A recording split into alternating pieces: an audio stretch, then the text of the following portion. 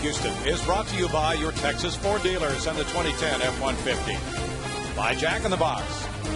By the Progressive Insurance Group. And by Southwest Airlines. It's another beautiful night here in downtown Houston. We have enjoyed these games early season with the roof open and the sun streaming in and a little bit of breeze. And it's blowing out actually toward right field. We don't often see that wind pattern in this ballpark. Here's the starting lineup now for the visiting Florida Marlins, who are 8-6. Cameron Maben leads it off. He's in center field, followed by left fielder Chris Coghlan. Last year's batting champion, Hanley Ramirez, is the shortstop, hitting third. The cleanup man has hit in every Marlins game. Jorge Cantu plays third base tonight, with Dan Uggla at second base, John Baker the catcher, Cody Ross in right field, Gabby Sanchez at first base, Josh Johnson the pitcher. Starting pitchers brought to you by Suzuki for the Astros. It's that man right there, Bud Norris. This is his 13th career start, 7-4, 4.41 ERA so far for Bud last year. And this last time out, pitched quite well. Struck out 9, allowed 1 run. It wasn't earned in that game against the Cardinals. And this is his third start against the Fish. The help looks like this. Lee Bourne-Pence. A little bit of a different wrinkle in the infield with Matsui getting his first start in 5 or 6 days. Humberto Quintero behind the plate. He caught Bud last time, and Bud pitched quite well, so I think that's what Brad Mills is thinking. Let's keep that combination together. And that's the way this game will start, with Quintero calling and Maben about to step in. Maben has scored 14 runs. That's 4th best in the National League. He led off the game with a single last night and scored. He was 1 for 4 with those numbers for the season. Fouls it away, strike 1. Maben has walked 6 times. He has a .369 on base average. He's gotten a chance to lead off a few times, with Chris Coghlan moved down to the number 2 spot in the order. The way the Marlins started was with Coghlan leading off. Upstairs to Maben. The appeal goes to first base umpire C.B. Buckner, who rules check swing, and it's 1-1. Bud pitched twice against the Marlins last year with back-to-back starts for him in August. Neither one of them went particularly well. He got a win and a loss. Keeps doing that, he'll be okay. 92 on the outside corner. 5 innings, 5 runs in a game that he won 14-6. 5 2/3 innings, 5 runs in a game that he lost 6-2. He ran up against Ricky Nolasco in both of those starts last August. 2 balls and 2 strikes. Maben. Marlins are 4th in scoring runs in the National League. And a slider works for a strikeout. Boy, that was disguised well, JD. Well, that was his strikeout pitch against the Cardinals, too. And the whole key for Bud is arm angle. He tends to drop his arm down, and when he does, his pitches flatten out. But when he gets on top, gets that arm, the elbow up above the shoulder a little bit, he'll get some better downward tilt on his slider. And that's just a sweetheart right there. Well, maybe he can cuddle up to that sweetheart for about 7 innings tonight and have a wonderful evening. And Brad Arnsberg, after his first start, said he was too much like a helicopter with the blades going around, kind of, and then he wants it more like a windmill. If you think about his arm, kind of coming over the top like a windmill, as opposed to a little down lower where the shoulders rotate side to side. Ball 1 to Coghlan. Takes a look at that, and it's even at 1-1. Coghlan had hits his first 2 times up last night to snap it 0 for 19. He wound up 2 for 4, stole a base, scored a run, and drove in a run.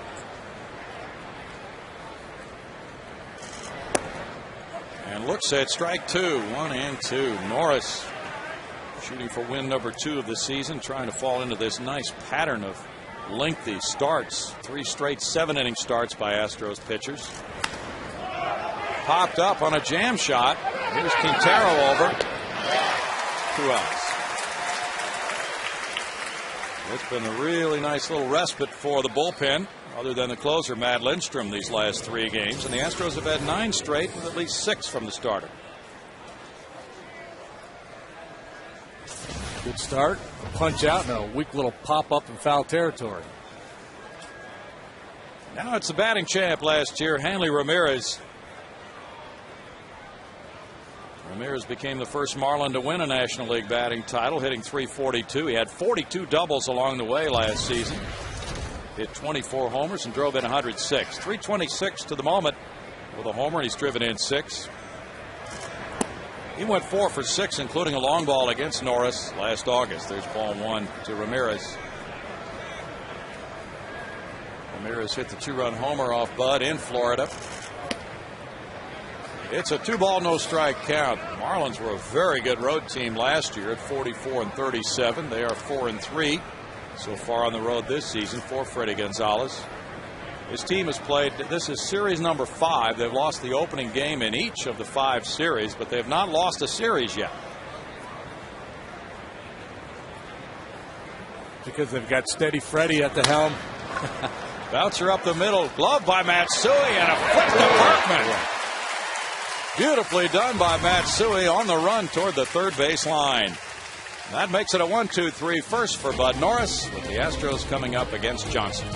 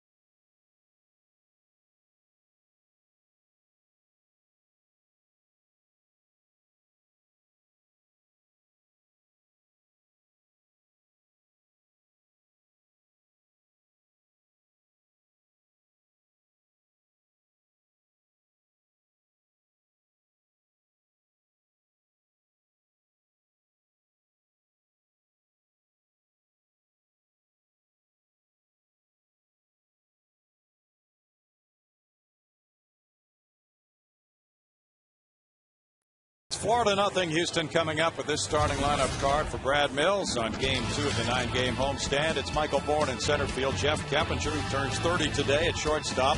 Lance Berkman returned last night. He's the first baseman with Carlos Lee in left field.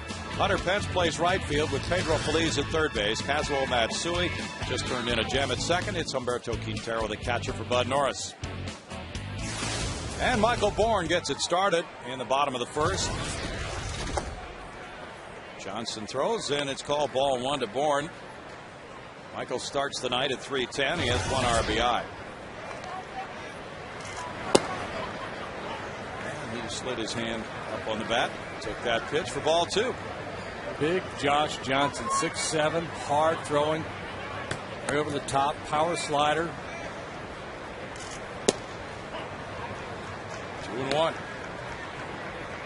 You mentioned his credentials earlier, an all-star last year. Career record 34-17 for Josh. Slider. 2-2. He missed a start in spring training, and that set him back a little bit. In his 3 starts, he has totaled 16 innings of work. Pitch count has been rather high.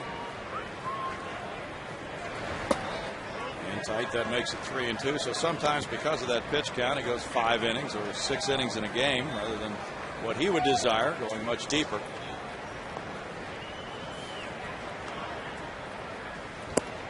Bourne draws a leadoff walk. Doing a fair bit of that lately. Well, let's take a look with our Suzuki starting pitcher scouting report on Josh Johnson. An all-star last year, as Brownie mentioned, 15-5. Really outstanding year for him. 3.23 ERA against the Astros. Not so good. But the Marlins like this guy. 4-year contract extension signed in January. They'll carry him through 2013.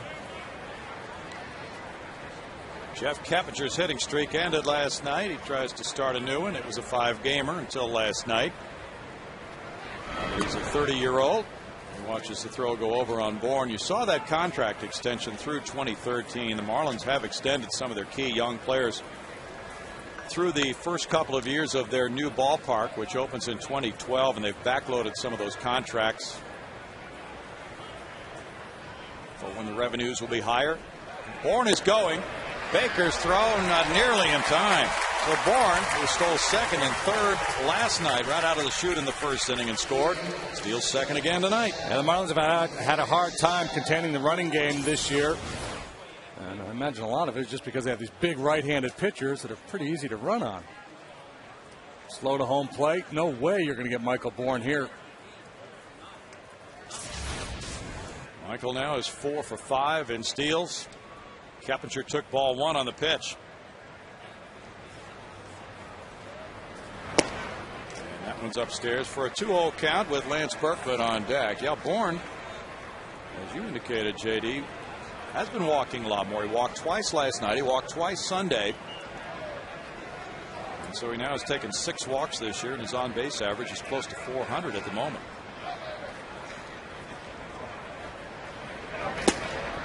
The way Bourne steals bases, a walk can be regarded as similar to a double for him. 2 balls and a strike. Again, especially against a club like this that has a hard time dealing with base stealers. Keppinger at 342 will try to get Bourne over at the very least to third base.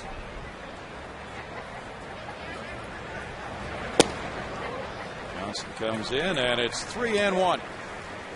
Sometimes a pitcher, if he thinks the hitter's trying to shoot the ball the other way, will try to crowd him. And some hitters actually prefer the ball moving in. It allows them to inside out the ball the other way. And I think if you're Josh Johnson at this stage, you don't worry about where anybody's going to try to hit the ball. You're just trying to get outs.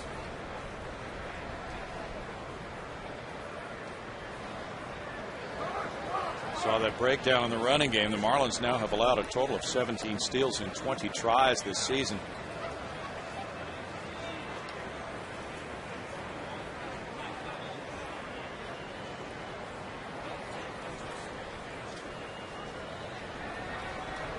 A turn back toward him by Johnson with Ramirez a shortstop, playing a little bit on the third base side, but Bourne is aware of the fact that he might dart in behind for a pickoff throw.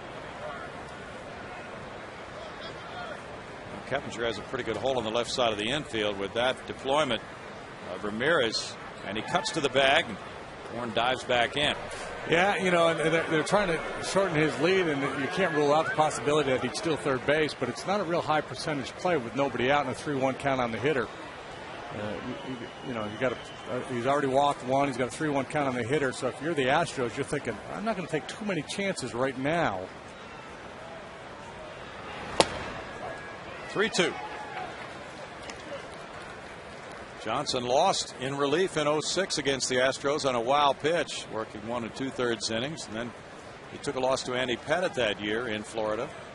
Last year, Wandy Rodriguez beat him here in Houston 4-1. So he is 0-3 lifetime against the Astros. Fly ball right field. That backs up Cody Ross with Bourne tagging, and Ross, who has a good arm, gets it on its way toward third, but that moves the runner as Keppinger gets it deep enough to get Bourne to third base on out number 1. Well, let's take a look at the Fish defensively here tonight. Coughlin, Maben, and that man there, Cody Ross, patrol the outfield. Maben, the speedster, in center. Infield, a little shaky. Cantu, Ramirez, Ugla, and Gabby Sanchez. John Baker is the catcher. You see 2 out of 14 and throwing out base stealers. Marlin team has good pitching, somewhat suspect defense, good lineup. Lance Berkman returned last night, and he got 2 runs home on ground balls. He can do it again here with the infield laying back. Ground ball, runner coming home. And 2 over first, and Berkman gets his 3rd RBI. All on ground outs. Bourne scoring to make it 1-0.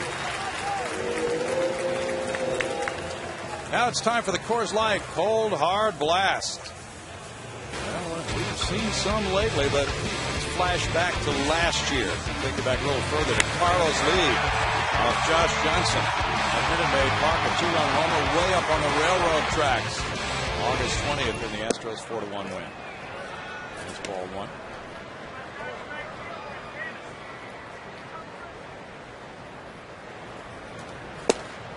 And the slider gets some movement from the bat and a strike there. Last night the Astros got a run on no hits in the first when Bourne walked, stole second and third, and Berkman grounded out to get him home. So this game is following a similar pattern.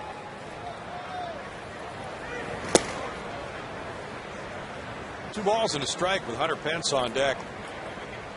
Astros announced that reliever Alberto Arias will have surgery tomorrow on his right shoulder. At 1:30, David Lintner will do the operation. 3-1. Tough for the Astros, and obviously very tough for Arias. Likely out for the year. Apparently there are calcium deposits in that shoulder. Not too sure of the extent, so they're going to go into the rotator cuff area and find out exactly what has been happening to derail him and sideline him this season. He really looked good last year. Helped that bullpen a lot. Lee takes a walk, and that's the second of the game for Johnson. They now walk 10 in 17 innings. Yeah, and it looks here in the early going anyway that Kerwin Danley is going to be a little bit stingy on that knee-high fastball. He's thrown a couple that look like real good pitches, and Danley hasn't given them to him. Hunter Pence also hit a home run off Johnson here last year in that same game when Carlos Lee went deep. Hunter unloaded one to center field. This year at 188, he has 1 homer, 2 runs batted in. 3-game hitting streak for Hunter. And Lee takes off. Here's the throw to Uggla, and now he slips and is tagged out. Oh, caught stealing goes from 1 to 4 on Lee to end the Astros first. And it's 1 run on no hits with nobody left. It's 1-0 Astros.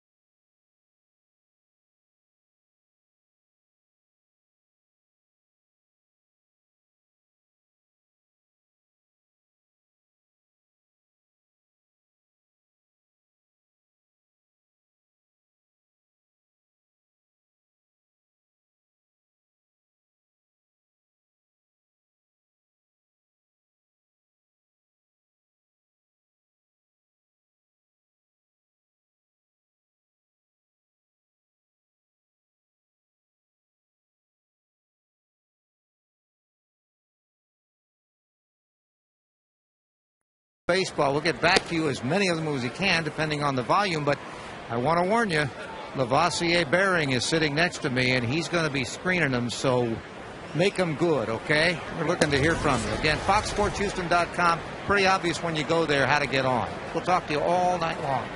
Back to you guys. There's your man right next door, and you got a lot of traffic last time you did that, Greg. Oh, last week in St. Louis, thought I was going to wear out. That's why I got help. Get ready for action.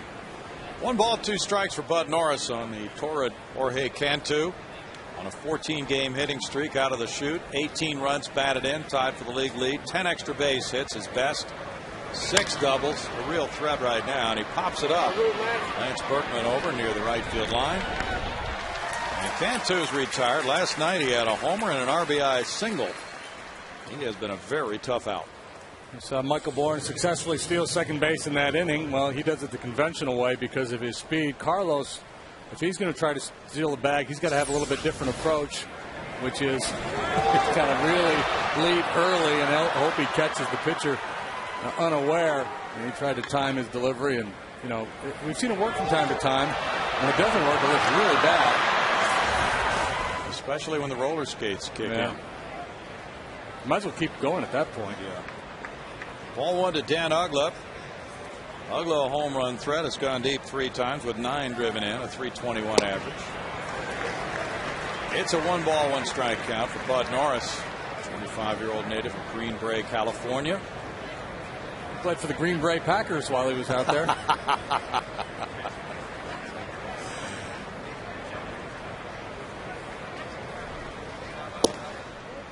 It's 2 balls and 1 strike. Well, you'll be thinking some green power tomorrow with Jeff Blum and Patty Smith. So we'll just think green a few hours early with Bud.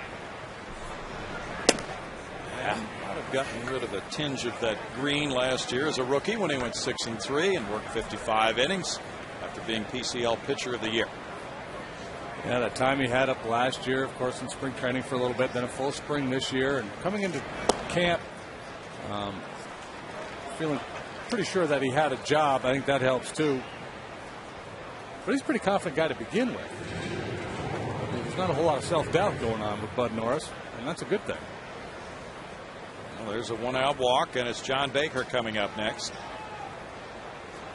Baker, the left-handed hitting part of the catching platoon at .342, has 6 runs batted in. Ronnie Paulino's the right-handed part. Paulino's had a strained right quadricep. Baker performing well, and he is 3 for 5 from last year off Norris. His strike 1. Marlins have won 4 of their last 6. They're only a half game off the lead pace, being shared by Atlanta and Philadelphia, who are playing each other tonight. The Phillies leading it 1-0. It's Hudson and Halladay, I believe. Fouled away, and it's no balls, 2 strikes. It's a matchup to watch throughout the evening then. Now Hudson gave up a 2nd inning run to the Phillies. Well, right here, the Marlins on the 2nd leg of their 3-city road trip are trailing 1-0 as they bat in the 2nd. They go on to Colorado next. They won 2 of 3 at Philadelphia. Tough place to win. Big swing by Baker, and he's down on strikes. 2nd strikeout. But the Marlins, the last 3 years, are 30-28 against the Phillies, who have won 3 straight division titles. Now let's join Bart Ennis. Bart. Hey, Brownie, want to remind fans to cruise down to Minute Maid Park Saturday as the Astros play host to the Pirates at 6:05. First 10,000 fans will receive a Jose Cruz bobblehead courtesy of AT&T, and 100 of those bobbleheads will be signed by Cheo. Also Saturday, outfield deck tickets are $5, and you can purchase those tickets at Astros.com. I really didn't do the late, great J. Fred Duckett any justice with that, did I, guys? Oh, he was good. Effort, yeah. Good bobblehead. That's one of the better ones. Although he needs the, just set the hands a little bit higher. Okay. Cheo. Cody Ross with his hands pretty high watches the throw go to first. And J. Fred Duckett, the longtime public address announcer at the Dome. Yeah, he was fun when he got into that cruise. Ross with 8 runs batted in. His parents are here from New Mexico. Taps it foul, and it's a 1-ball, 1-strike count. He come over in a hot air balloon? I'm not sure. So that's big in New Mexico. Yeah. Cody's from Portales. A beautiful country over there, Brownie. Where would you recommend visiting in New Mexico? I went, Lori and I went to Santa Fe a few years back for a vacation. Really nice.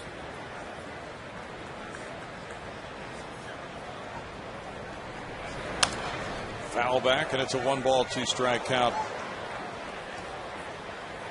Marlins have not lost a series on the road since last August in Atlanta. And since last September 1st, Freddie Gonzalez club is 17-9 on the road. That's his 2nd best road performance in the National League since last September 1st. I'll go down there at first base. Not a real threat to run. Somebody over on the Astros side thinks otherwise. But anytime you get down towards the bottom of the order and you've got a hitter down in the count with 2 outs, you think the guy might try to steal a base. Kind of take a gamble. Foul A ball keeps the count at 1-2. The thing about the Marlin lineup is, though, they have punch at the bottom of their order. This guy's got legitimate pop, and Sanchez, the kid on deck, does as well. And one of the deeper lineups in the league. They don't have, aside from Ramirez, people know Ugla, but they don't have those household names. But they've got just good major league hitters. The third base coach, who you saw a moment ago, is Joey Espada.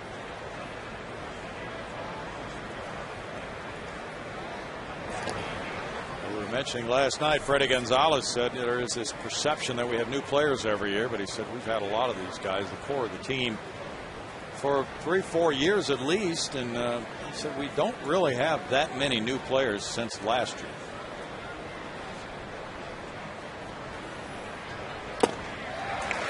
There's a strikeout. It's number 3, but Norris twirls a slider again, and it's no runs, no hits, and a man stranded. 1-0 Astros.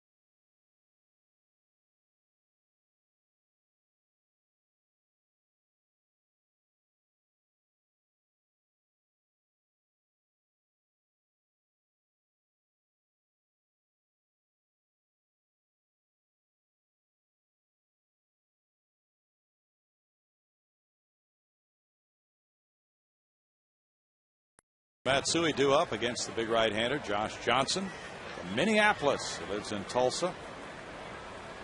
Fans should be very comfortable on a night like this. Hunter Pence has put together a 3-game hitting streak. And he starts off with ball 1 outside. 188, 1 homer, 2 runs batted in. Was at the plate when Carlos Lee took off. He was thrown out trying to steal. It's a 1-ball, 1-strike count. Josh Johnson was weakened by a stomach virus in the final week of spring training. The Marlins were considering bumping him from his opening day start, but he insisted he was ready. He went on opening day and lasted 5 innings, giving up 4 runs and 4 walks against the Mets. 1-2. And against Cincinnati in his last start Thursday. Very good start. Gave up 1 run in 6 innings. Walk 1 and fan 10.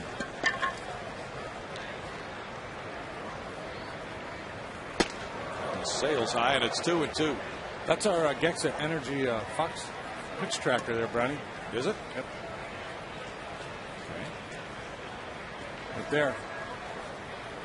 Good folks at Gexa bringing us Fox tracker. That one almost made it into the X on Gexa. It was so high. Broken bat out to second. Ugla. That was an Ugla finder, and it's out number 1. Feliz will be next. He's been shattered. Should Doobie. This guy can get in on you. You talk about that slider, so you're kind of staying back, trying to protect against that slider, and he throws you that 94 with a little run coming in on the knuckles. It'll break a lot of bats. It's not even worth saving. Send that one to the souvenir shop. Feliz looks at strike one. 224 for Pedro. No homers. 5 runs batted in. Matsui's on deck. It's a 1-ball, 1-strike count. Pedro snapped an 0 for 14 with a single in the 8th inning last night. And he came around to score as the Astros got 3 in that frame. 1 ball, 2 strikes. They trailed the Marlins 2-0 after a half an inning last night. They tied it in the 7th, and the 3 in the 8th gave Matt Lindstrom a little working room for the 9th. Houston winning at 7-5. Still 1-2. San Diego Padres have been playing some good baseball, and they're leading the Giants 2-1 in the 5th inning tonight at San Diego behind John Garland. That's a strikeout. It's number 1 of the night for Johnson. Time now for doing more on defense. Here's our feature brought to you by the Home Depot, showing you Matsui with just an excellent play on Ramirez and the first. Kaz out early today taking some ground balls. He hasn't started in a while, but he can play the position. He's a very good defensive second baseman. Yeah, second game at St. Louis. The last start for Matsui, trying to snap an 0 for 17, but he got a big run home last night with a bunt. Nice strike one. Matsui checks in at 0.95, but delivered that bunt, scoring Hunter Pence in the 8th inning last night. And that was a sacrifice, giving him an RBI. 1 ball, 1 strike. This is his 7th start of the year. Tommy Manziel is getting a day off at shortstop as a part of the plan. The skipper was talking about that, so it's nice to have a guy in Keppinger who can play both the middle infield positions as Manziel gets a rest tonight. Josh Johnson, the kind of a guy you think about giving a young right-handed hitter who's trying to find his way in the major leagues and gain confidence. It's a good night to get a night off, because this guy can chew you up. Staying away.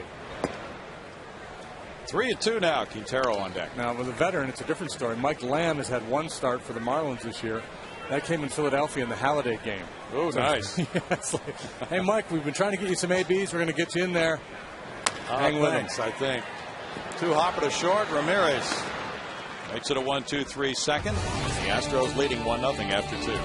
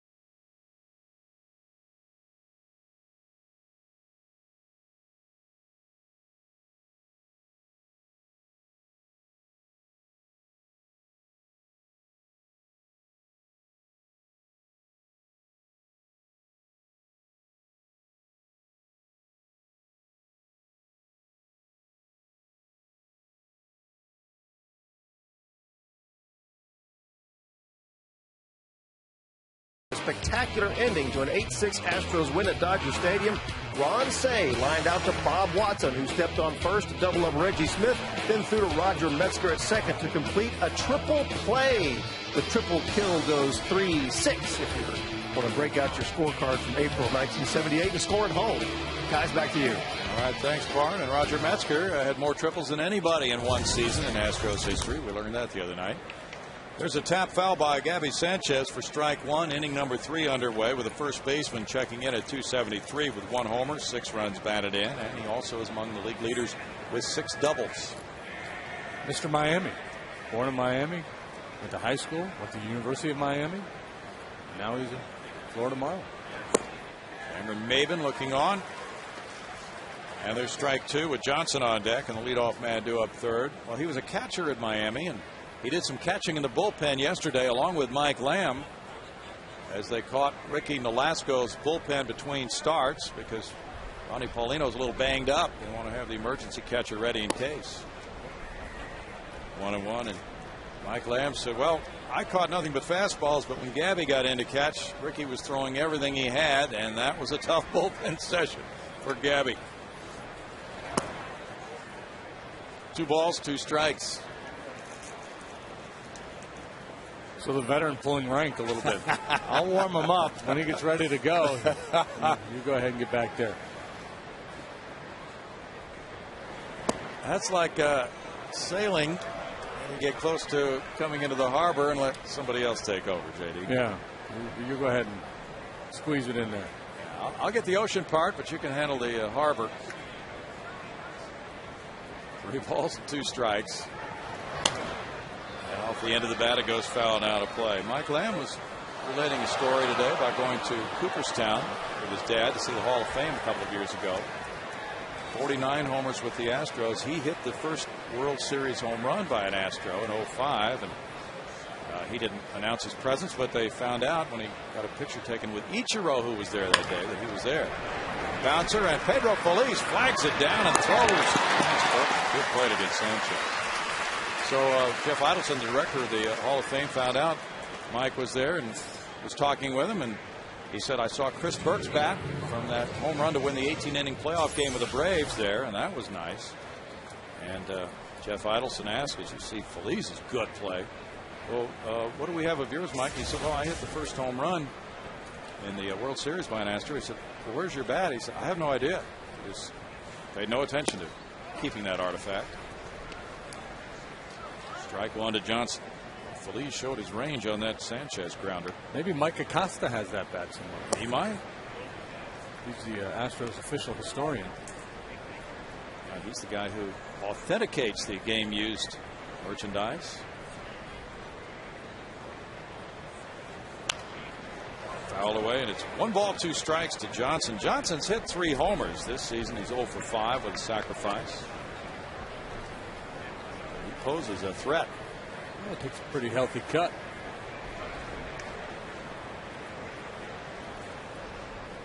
He hit all 3 of those home runs and had 10 runs batted in last year in 62 at-bats. It's 2-2 to Josh Johnson. Boston leads Texas 6-4 after 4. Josh Beckett on the mound for Boston against Matt Harrison. Strikeout. That is number 4 for Bud Norris. Tonight's Jack in the Box standing shows you the active career leaders in pinch hit home runs. Matt Stairs is the active leader with 19, far ahead. Wes Helms is second with 7, and it's Jason Michaels who hit number 6 last night. Mike Lamb also has 6, along with Ken Griffey Jr. J. Mike coming up with a big blow. Nice interview with him with Greg Lucas on Astros Live before the game. Maben struck out to open the game. Looks at ball 1.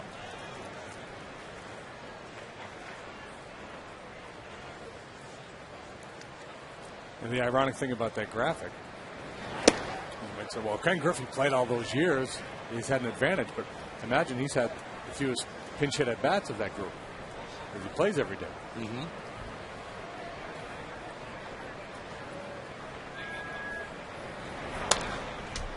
Fouled away, and it's 2-1. That's a particularly rough job at the Astros. Pinch hitters last night were 2 for 3 with a homer and 3 runs batted in.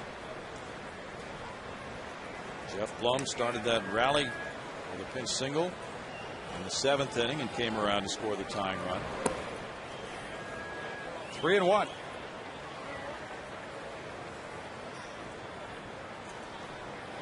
Colorado and Washington are 4-4, bottom of the 5th inning. Brad Hopp hit his 3rd homer for the Rockies.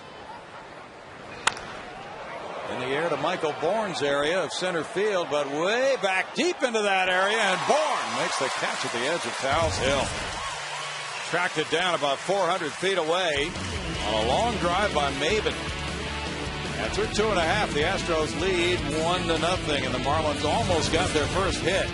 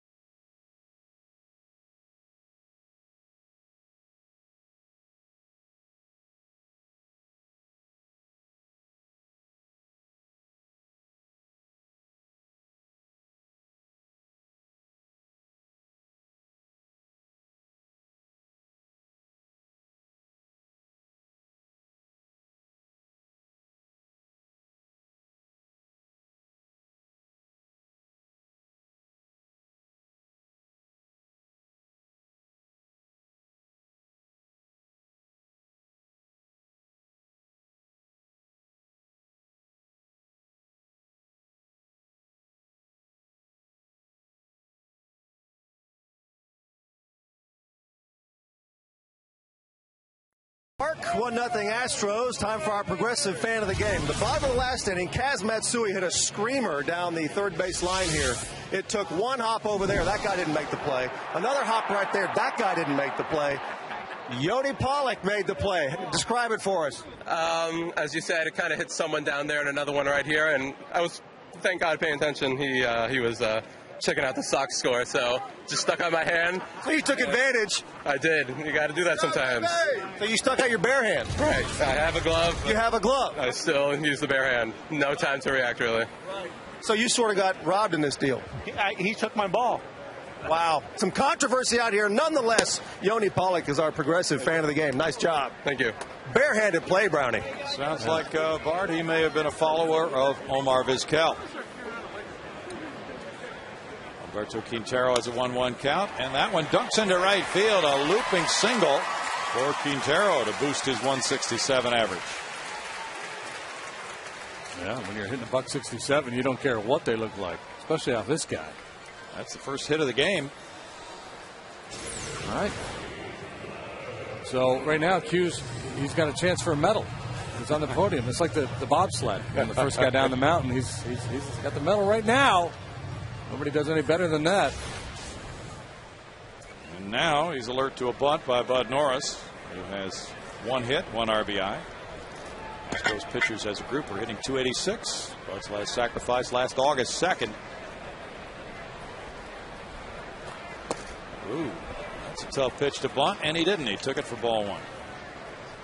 Yeah, you got to make sure you're up on your balls of your feet, ready to react. Somebody comes hard in on you, and you're squared around a bunt. If you're leg locked, you can be in a very vulnerable position.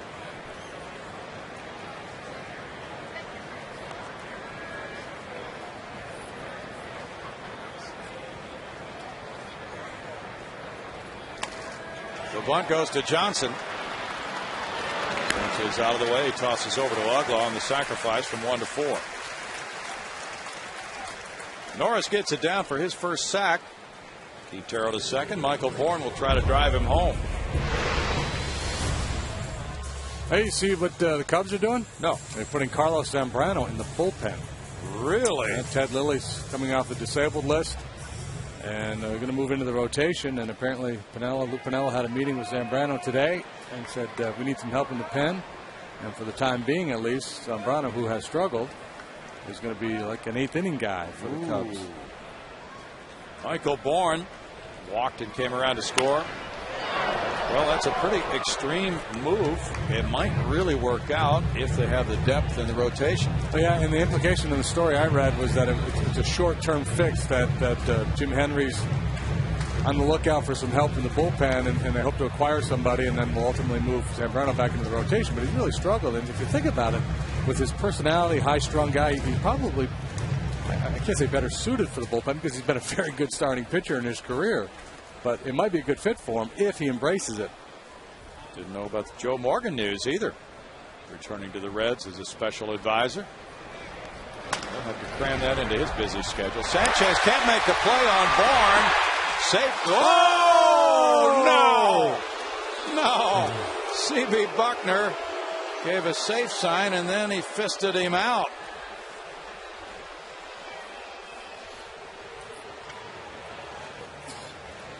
Yeah, and obviously we'll get another look at it. And I talked earlier about the Marlins struggling a little bit defensively. That's a bang-bang play. You know, I couldn't tell there, but I think what gets you worked up a little bit is the fact that he was calling him safe and then changed his mind.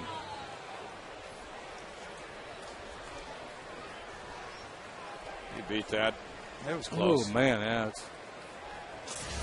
That's really close. It's like the SAT. Just go with your first instinct. Well, yeah, it's fine to call him out, but you called him safe first. Yeah. So that's the bang-bang play, and Quintero's at third with Keppinger taking ball 1.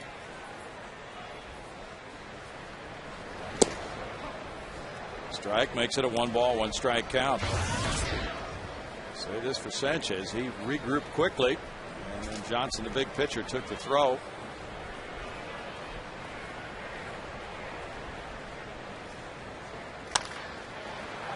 Ogla fields the grounder, and the call at first is a big one. It's no runs, a hit, and a man stranded at third base. 1-0 Astros.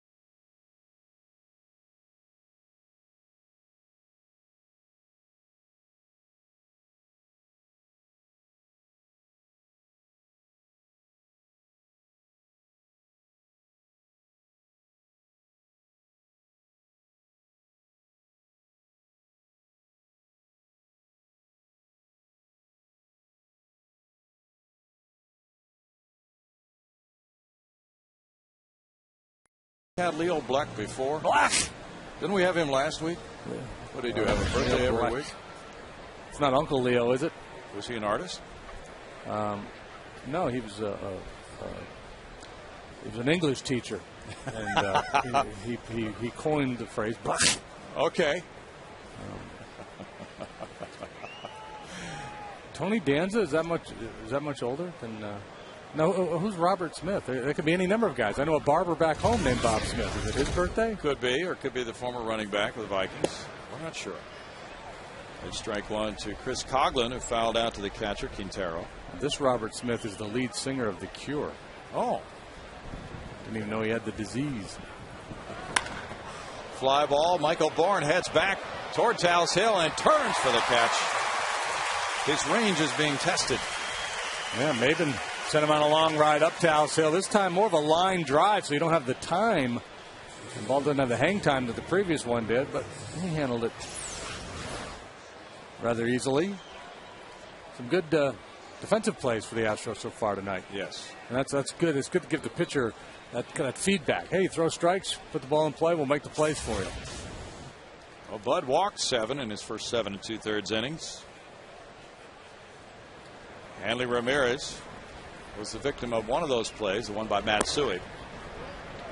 Ramirez takes ball 1. The 1-2 hitters have not done much against Bud Norris, hitting 158. It's 2 balls, no strikes. Last night, Brett Myers stayed in the game for 7 innings. Brandon Lyon got the win. He worked the 8th.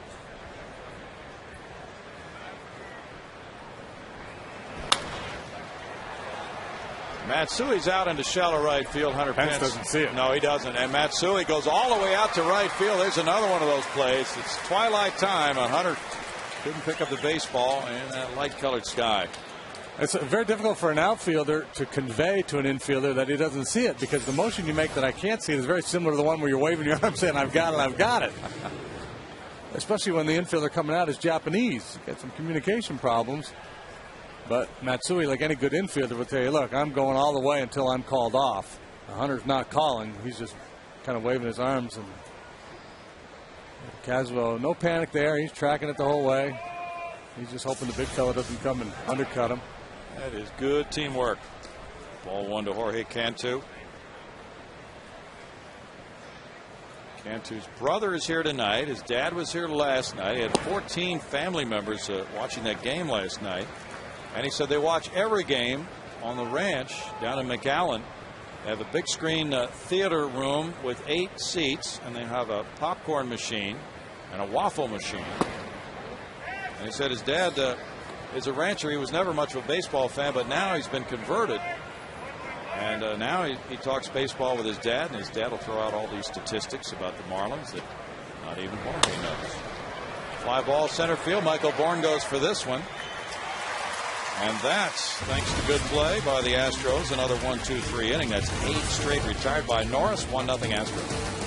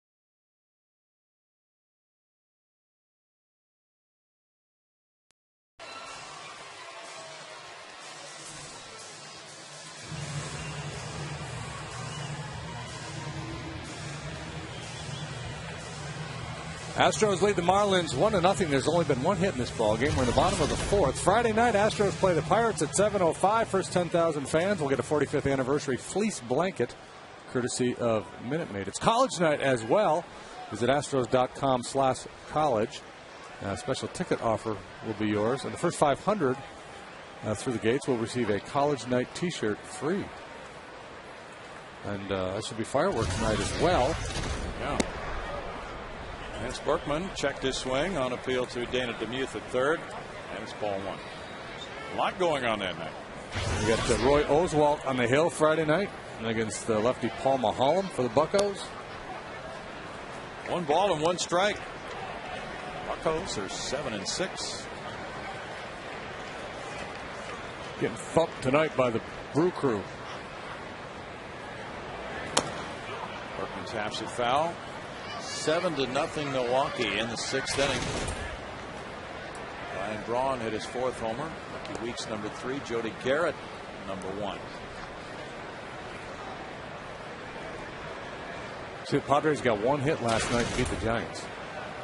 Matt Latos was the Padres starting pitcher. That San Diego team's won 5 in a row. You have San Diego, you have Pittsburgh, kind of a topsy-turvy situation with those two clubs trying to escape the far reaches of the standings in their 2 divisions.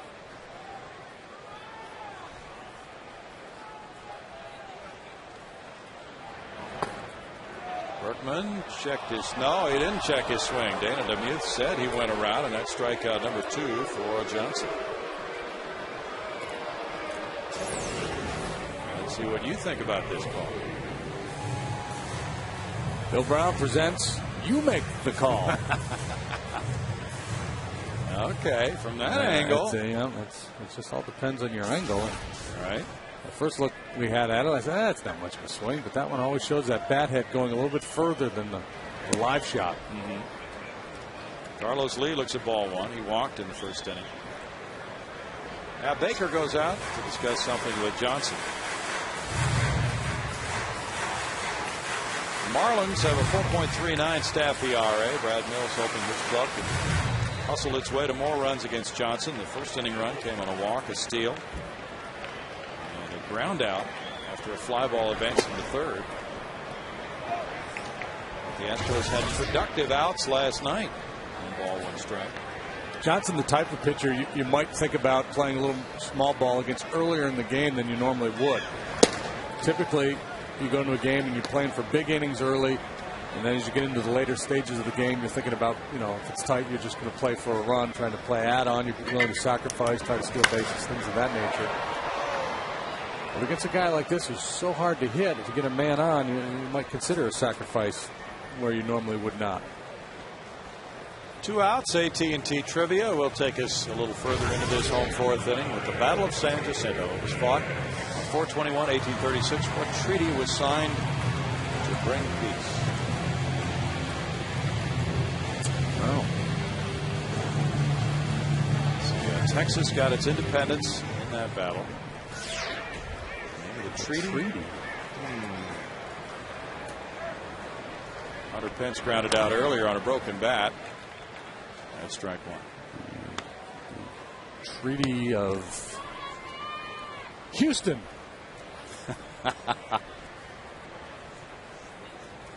They might have stumped us on this one.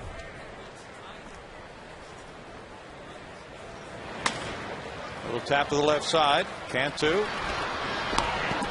Can. And that's the 4th inning. 1-0 Astros.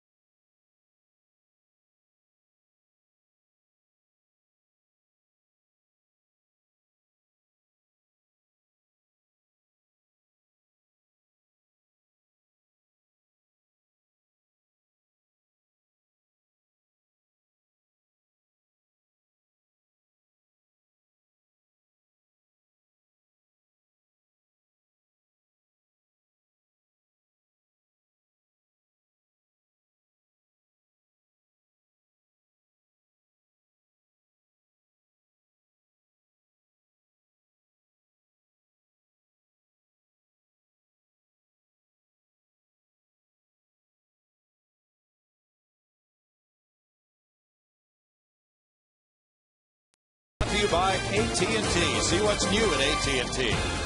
By State Farm Insurance. And by Gullo Ford and Gullo Toyota, who bring you the 5th inning. About the 5th inning, time of night. Things start to get a little darker out there, but still there could be a problem or two. Some of that sky is still light. As Bud Norris goes to work in the 5th inning. He's retired 8 in a row. Dan Uggla drew a 1-out walk, his only walk through the first 4. And that's been the only base runner for Florida. There's ball 1. Cubs lead the Mets 3-1. Bottom of the 5th inning in New York. Rod Barajas hit his 3rd homer. 1 ball, 1 strike. The wind at the start of the game was blowing towards right field. Now it's blowing out to left, as it normally does here with the roof open. Of course, with the roof closed, it doesn't blow a whole lot at all. Usually blows straight down. That's the usual wind pattern here this time of day. Wind comes over the first base side of the roof and then swoops down and heads on out to left field. 2 balls and 2 strikes. Another souvenir, and chivalry is not dead at all at Minute Maid Park.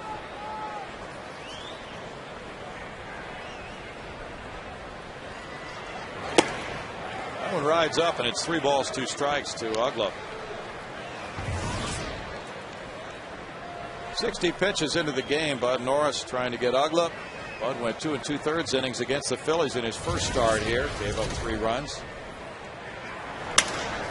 Broken bat up the middle, and diving Keppinger cannot make a play. First hit of the game for the Marlins comes from Uggla.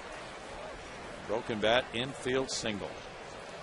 A 3-2 pitch. Bud challenged him with a fastball there. He walked Uggla last time up, and that's what may have convinced him to challenge him there with the 3-2. Uggla generally a pretty aggressive swinger, but the walk the first time up may have bought him that fastball out over the plate in this plate appearance.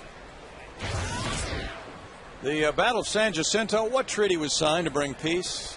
The Treaty of Velasco. Withdrew the troops from Texas. All right. John Baker struck out in the 2nd inning. There's ball 1. Velasco. I hadn't heard that. I got some gas there today. Cup of coffee. Did you? Yeah. Joey Espada's the new 3rd base coach for the Marlins.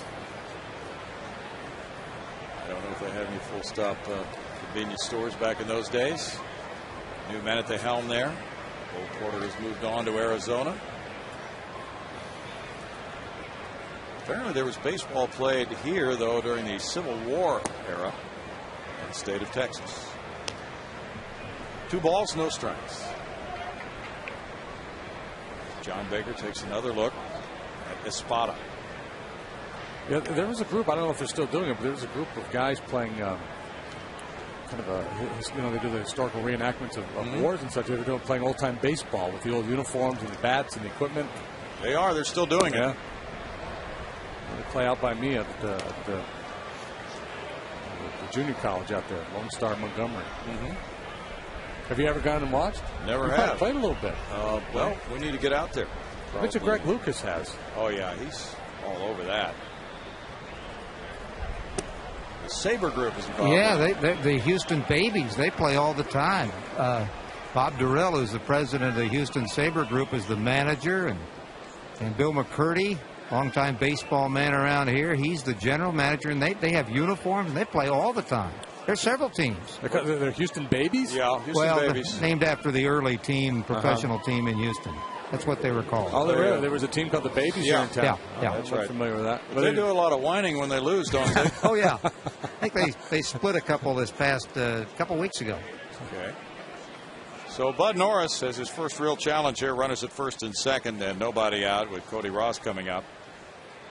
And as I mentioned the last time Ross was up there, this club a little deeper towards the bottom of the order than many, so got to be careful here. That's ball 1 to Ross. Now, Ross didn't have a good year last year, but In 08, he hit 22 home runs. Has Ugla, and he has Baker aboard.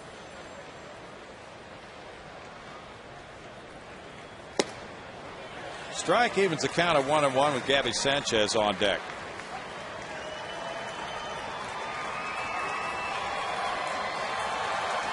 Carlos Silva's pitching for the Cubs with that 3-1 lead at New York after 5 tonight.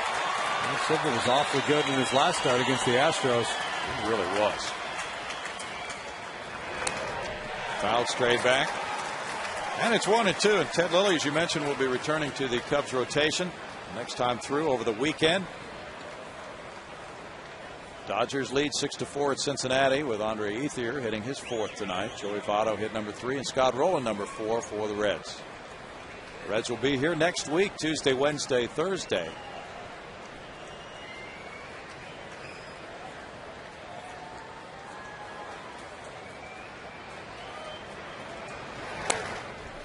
Foul back and still 1-2 to Cody Ross. Well, Bud, for the most part tonight, has been working that outside corner pretty well with the fastball slider combination. If he's looking for a ground ball here, if he can catch a hitter leaning out to cover the outside corner, a little two-seamer running in on him could be a good ground ball pitch. Crowd really got into the game last night as the Astros rallied late to win. They got him to chase the slider, and Ross is down on strikes. That's number 5. And I think all 5 of them have come chasing that slider off the plate. Our extraordinary play is brought to you by Land Rover as we take a look at that. Well, we'll find out. Let's take a look. We'll see some strikeouts here from Bud and see exactly how he's been finishing off these Marlin hitters. That's a slider. That's a slider. Slider. Slider. Sound like Rain Man. Slider. Great analysis there. That's ball 1 to Gabby Sanchez. But, you know, it's that old deal. If it's not broken, don't fix it. The Marlin hitters have not been able to make the adjustment. Keep hacking at it. Sanchez grounded out. Feliz with a good play on him, and this one goes to left field. Carlos Lee will turn, and it comes off the wall. He barehands it, fires in toward third as the run scores, and safe at third base. It's a 1-1 game. Sanchez making it into second with an RBI double. And Lee made it close on Baker at third base. Yeah, you cannot assume anything as a base runner on a ball to left field in this park. You know, we've seen a lot of batters thrown out trying to stretch singles into doubles. And now an instance here where a base runner is going first to third on what he thought is an easy double. But it comes off the wall, and Carlos, so adept at playing that wall, almost got him. It's ruled a single and an RBI. The runner taking second on the throw to third. Infield in for Josh Johnson now with 1 out. Runners at second and third. Squeeze is on. It's popped up, and it stays fair, and that'll get the run home. And Matsui saves a throwing error on Feliz. So it's 2-1 now, Florida, with Johnson getting the squeeze down, which goes as a sacrifice for him, his second and his first RBI. Yeah, it appeared that it was going to go foul. Well, I don't know. You know, that's just. I think that's just the old pitcher in me saying, let it go. But, you know, it bounced a foot or so inside the line. And I guess if you're Pedro, you don't want to gamble, let it go. And just looking at the way it came off his bat, it looked like it might have spun and kicked foul. We'll never know. That's great work by Matsui. Keep his body low and keep that throw from getting by him. Now Maben's 0 for 2, a strikeout and a deep drive to center field. And the bunt moved up 2 base runners.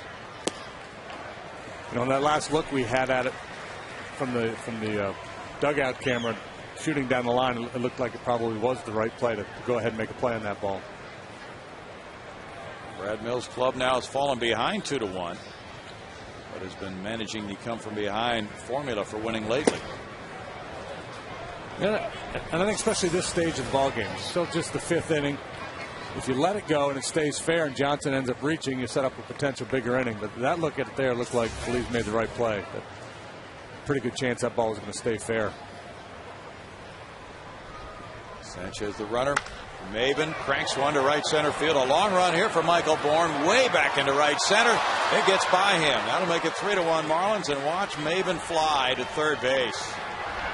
The long strides of Maben carry him to his first triple of the year, and it's RBI number 4.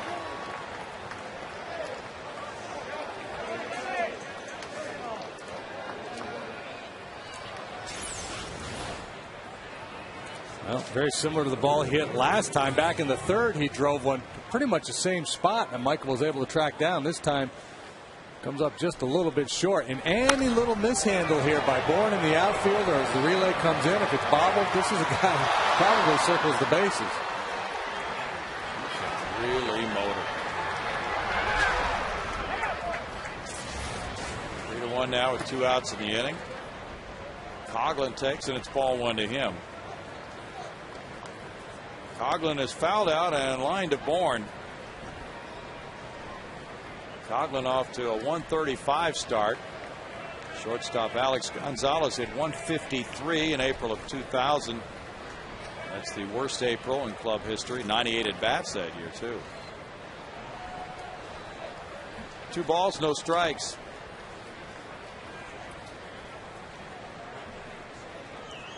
Boy, Halladay and Philadelphia lead 2-0 in Atlanta, bottom of the 8th inning. Has he given up a run yet this year? I don't know. Give up an unearned one against the Astros. These guys. You're talking about him winning 25, and we kind of scoffed at him. I don't know. That might be low. People are saying 30 now. 2 balls and a strike. 79 pitches for Norris. Infield hit, walk, single, squeeze, and now a shot to short. Backhanded. Keppinger puts a lot on it, but the throw is offline, and another run scores. Maben coming home as Coughlin hits it hard to Keppinger's right. Jeff got everything he could into that throw, but it was not on target, and it's 4-1. Yeah, well hit. And it's going to be an E6, and I agree, not an easy play, but you know, he handled the sharp ground ball and just makes an errant throw. Kind of falling. Yeah, he slipped as he got ready to plant his foot and throw.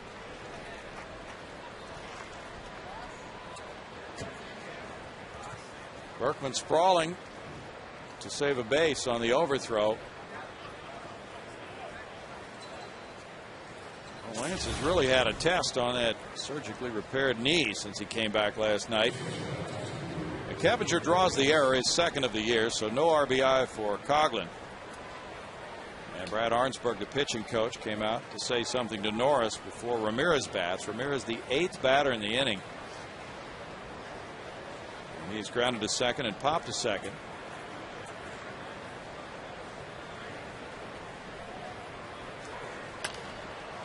Fouled away for strike 1.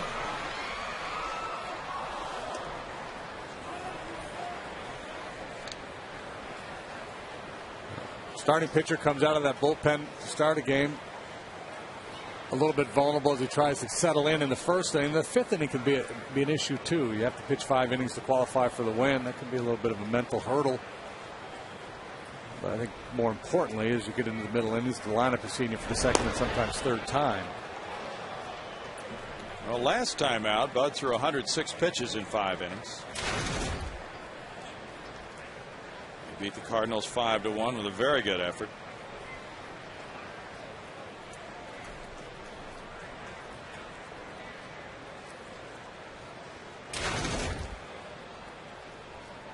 That was the Astros' first win of the year after the 0-8 start. It's 1-1. Andy Ramirez came into this game hitting .418 lifetime against Houston with 8 homers and 23 runs batted in. A lot of people point to Albert Pujols' numbers against the Astros. He plays a lot more games against Houston, but this guy is really crushing the ball against Astros pitching. 1-2 to Ramirez. Hanley's only 26. Astros pitchers could be dealing with him for many years to come. Got his first major league hit at Houston. There was talk a couple of years ago of moving Hanley Ramirez off the shortstop position, maybe out to center field. Played much better defensively last year, only made 10 errors. low number for a shortstop. 2-2. Ramirez hit .353 on the road last year. In his Rookie of the Year season of 06, hit 17 homers, drove in 59 runs. Got his first major league hit here in the opening series. But he also had 2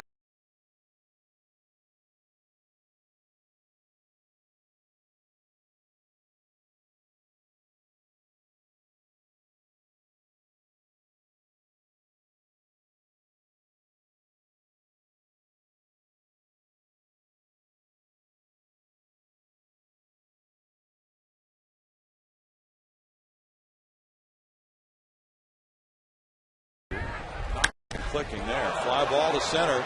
Michael Bourne once again goes far back and up onto the hill. And that final step can be very treacherous, but he hauls it in. And it's a 4-run Marlin fifth on 3 hits with an error and a man left. Marlins 4, Astros 1.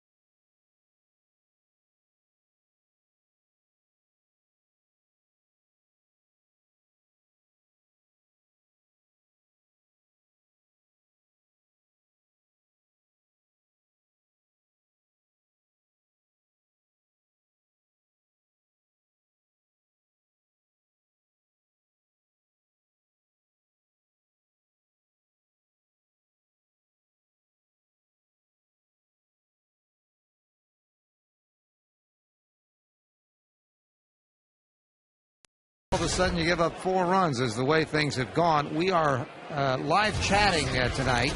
We'll be doing this right now. The plan is on Wednesdays, subject to change, as we quickly have 1 out in the inning. And I do want to thank those of you who have taken part. We've tried to answer as many as we can. We don't get all of them posted. Some, you know why, and others because the note may be no longer pertinent, maybe old. But we're working at it, and so just keep live chatting us through the website the rest of the evening till about the 8th. Thanks, guys. Back to you. Thank you, Greg. That was a 1-pitch out as Feliz grounded out to Gabby Sanchez. The Astros have only 1 hit off Josh Johnson, who leads it now 4-1. And Matsui grounded to shortstop in the second. And that only base hit was an off the end of the bat, little dying quail flare from Humberto Quintero. So they haven't been able to center this guy up very well at all. 1-1 with Wilton Lopez warming up in the bullpen. Pitcher spot could come up if the Astros get a man on. And that pitch right there was just the 60th of the ball game for Johnson. So he's aggressive to begin with, and he can afford to be because of his good stuff. But now that he has a 3-run cushion, I expect he'll be even more aggressive.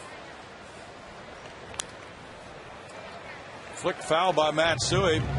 Johnson had Tommy John surgery in August of 07. Bounced back to go 7-1 in 08 after opening that year on the 60-day disabled list. He was able to pitch 87 innings that year after the surgery. 2-2 last year. He really put it down with 209 innings. And those are great numbers tonight. Little tap brings him over toward the line, and he throws out Matsui. 2 outs. Quintero next. Corey Sullivan out to the on-deck circle. Well, Johnson, he can beat you a couple different ways. He's a power guy who can pile up a bunch of strikeouts in the game, but he also is capable of getting a lot of ground ball outs. So for a guy, a lot of those power guys work up in the zone and give up a fair number of home runs. That's not the case with him. He gets strikeouts. He also gets a lot of ground ball outs.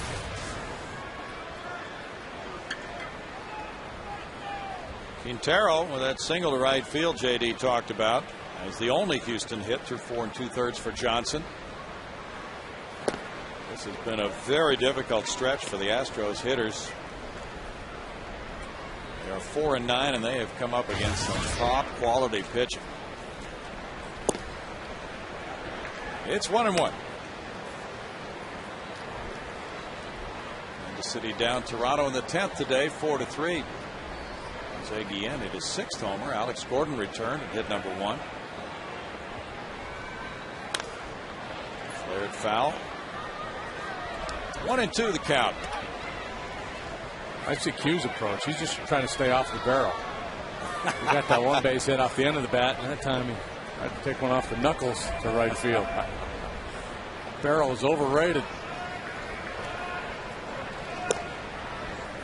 It's 2-2. 67 pitches for Johnson. He walked 8 and struck out 20 in 16 innings when this game started.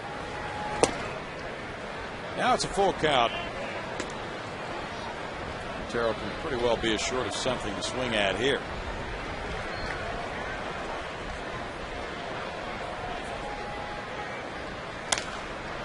And fouls it away.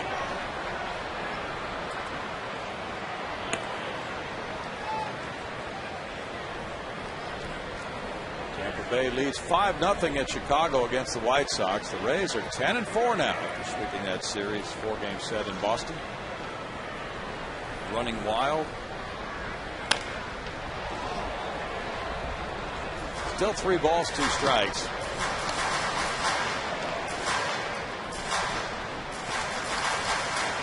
Minnesota 3, Cleveland nothing. At new Target Field in Minnesota. They're in the top of the 5th. Twins are 10-4 out of the gate. Hit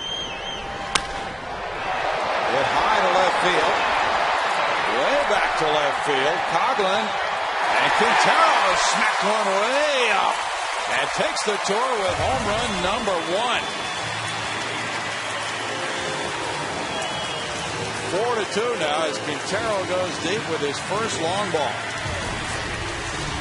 So he decided to use the barrel after all.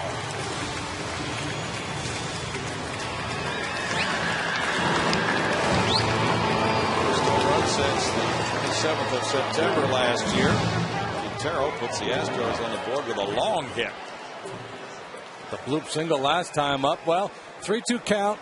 Johnson attacking him with fastballs. Q knew he didn't want to fool around with him, so he could finally, I think he just convinced himself he's going to throw me a fastball. And whereas he had been behind it earlier, he cheated a little bit, got the head out on it, and gave it a nice ride. Freddie Gonzalez out to double check. With that replay there, clearly that ball easily a home run. Now Bud Norris leaves for the pinch hitter Corey Sullivan. Second base umpire is Doug Addings. Norris in 5 innings allowed 3 hits, 4 runs, 3 of them earned.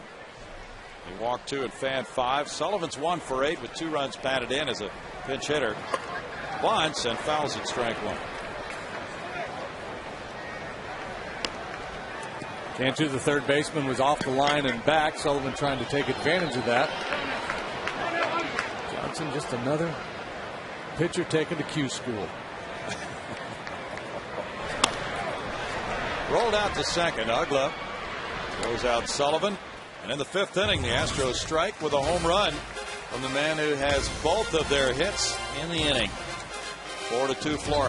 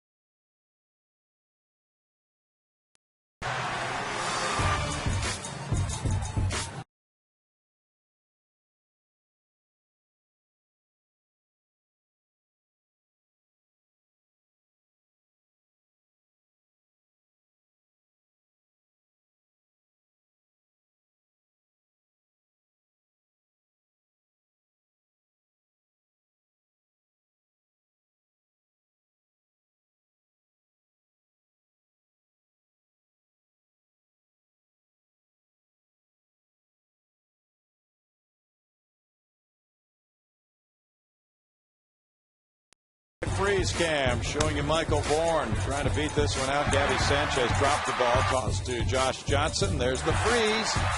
Really close play at first for C.B. Buckner. He gives a safe sign there and then out.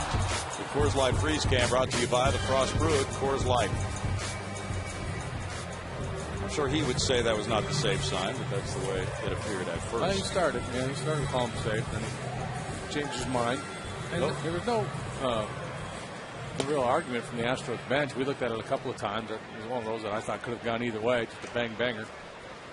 Verizon call to the pen. Wilton Lopez in for the 4th time this season for the Astros, who trail 4-2 as Lopez comes in to face Cantu, Ugla, and Baker in the Florida 6th. Well, Bud Norris 5 innings, 4 runs, 3 allowed. As you look at the numbers for Mr. Lopez, no wins or losses, 6.75 ERA. It's been 4 or 5 days since he's been out there. Yeah, he pitched Friday in Chicago, 7-2 loss. And there's ball 1 to Jorge Cantu, who said, yes, he's very aware of this hitting streak of 14 games. His family's aware of it. And he said, I just want to make sure I make solid contact. If I help the team win, that's fine. Yeah, I would think, you talked about his story of everybody gathering at the ranch with the big screen TV and the popcorn. And so they have a waffle machine? Yeah, a waffle machine. Oh, okay. So they hang out with popcorn and waffles, watch some hardball. Yeah. That's we got a man there, don't we? Yeah, Michael Bourne will be there. And you could have almost made part of a waffle while that ball was in the air. But that's that story not unique, and I think that's what's going on with all these players. With all the games are on TV, and families gather around and sit and watch the game. And baseball season, well, those families don't work as hard as they do in the off season. They're paying attention. Yeah. 1 out. Dan Ugla has walked and reached on an infield hit, and that triggered the 4-run rally in the 5th, with Norris being charged with 3 earned runs in that frame. Norris threw 86 pitches, 49 for strikes, and took a no-hitter to that 5th inning. Now he's watching as Lopez has just delivered ball 1 to Ugla. On through, and that's a single for Ugla, putting him on for the 3rd straight time tonight.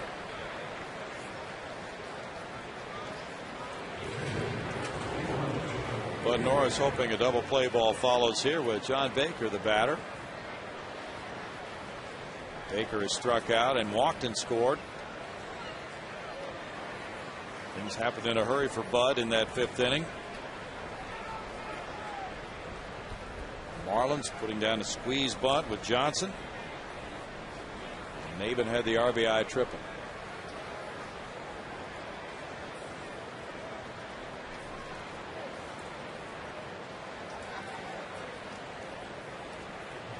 Texas and Boston are now tied 7-7 after 7.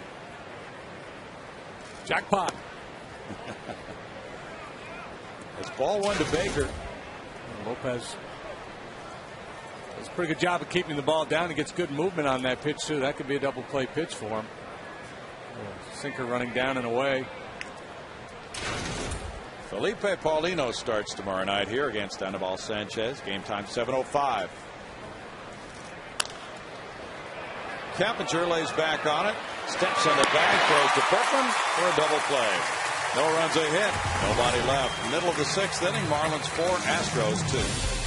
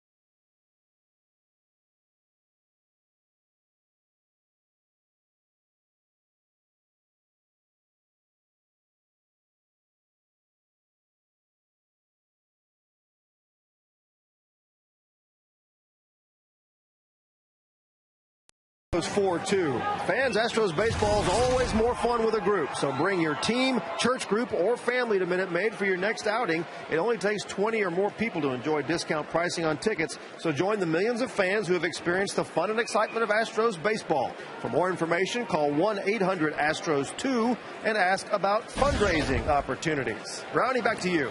Thanks, Bart. Michael Bourne takes, and it's down an end, ball one. Bourne led off the home first with a walk. He stole second, took third on a fly ball, scored on a ground out. In the third inning, he grounded out 3-1. A very close call.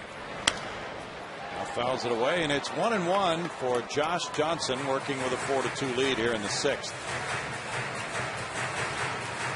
Johnson is at 75 pitches for the night.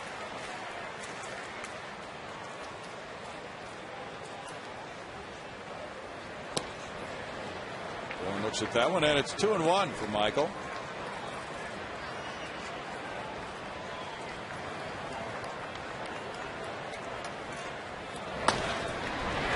This one up the right field line, past Sanchez. Bourne heads for second. Cody Ross plays it. A double for Bourne, his fourth. Time he found a hole. Hit number 3 for the Astros. Well, when we were in Chicago, Lou Piniella said, hey, we got to find a way to keep Michael Bourne off the bases. He has certainly become an impact player in the National League.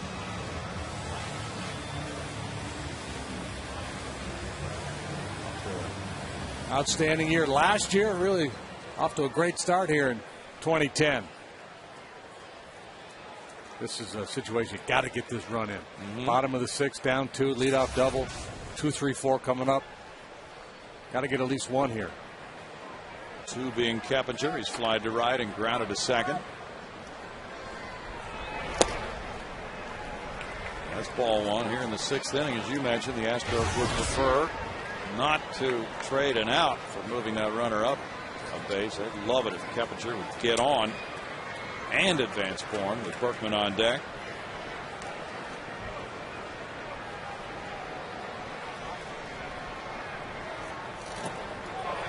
He didn't see that ball apparently out of Johnson's hand and swung, and it's 1 ball, 1 strike. And he definitely was taking a right field approach there.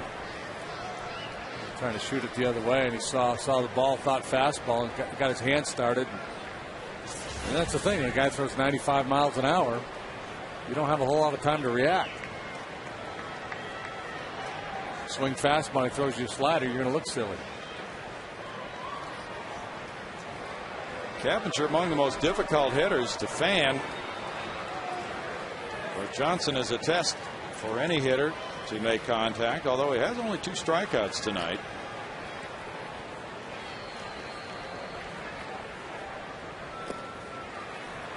It's 2-1. Another gem for Doc Halladay and the Phillies. 2-0 win in Atlanta. His last 6 starts dating to last year, 6-0 with 4 shutouts. Ooh. This year he's 4-0 with a 0.82 ERA. He beat Tim Hudson as 1-1. 5-hitter for Halladay. 4 complete games, I should say, not 4 shutouts, but it's just absurd what he's doing. Yes, it is absurd. Not that easy. Phillies are now 9-5, and the Braves are 8-6. Keppinger backs away. That ball looked like it was off the plate. But it has been a hitter's zone tonight. There's not been a real big strike zone. 3-1 pitch is ball 4. More evidence of that. And now, first and second for Lance Berkman. It gets very interesting. Freddie Gonzalez, pitcher, has done very well. Berkman is 0 for 2 with a ground out, giving him an RBI. Carlos Lee on deck. The Astros have had back-to-back wins in come from behind fashion. Would it be too much to beg for a home run here from Lance? Oh, wouldn't that be dramatic? Freddie Gonzalez takes a deep breath.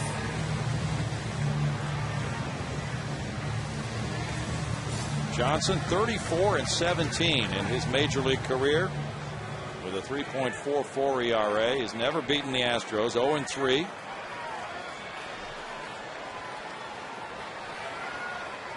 Berkman was sore after the game last night.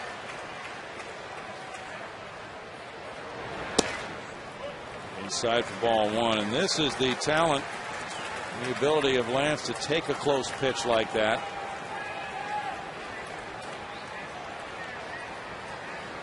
He really knows the strike zone.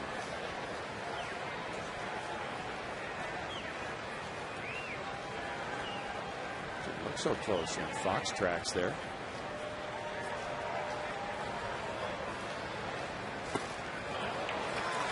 Two and 0 to Lance.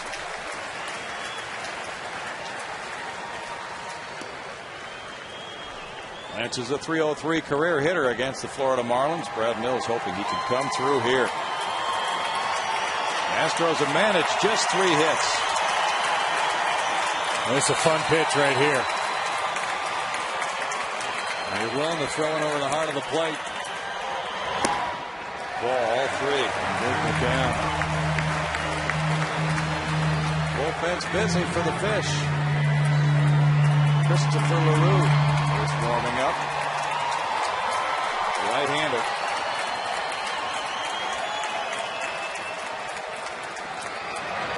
3-0 pitch.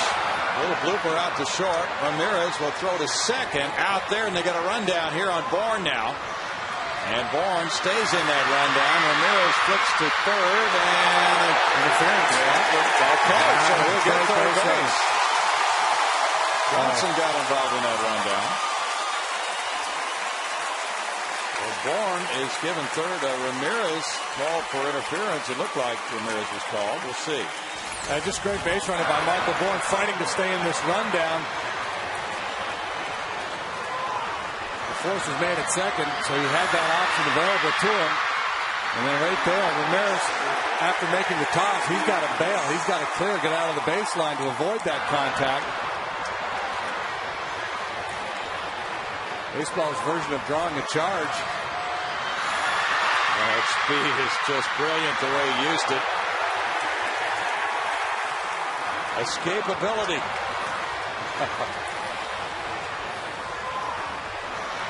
He almost looked like he was enjoying the heck out of that, you know? And he took the charge. The knee went into his rib cage. Set that to yakety sax. That is just great base running. Be able to get out of that without being tagged out. Now Carlos Lee. Runners at first and third, 1 out. That's ball one. It's a 6-4 force on Keppinger at second for out number 1. Hunter Pence on deck. And Lee is charged with getting this run home from third, with Berkman retracting a throw.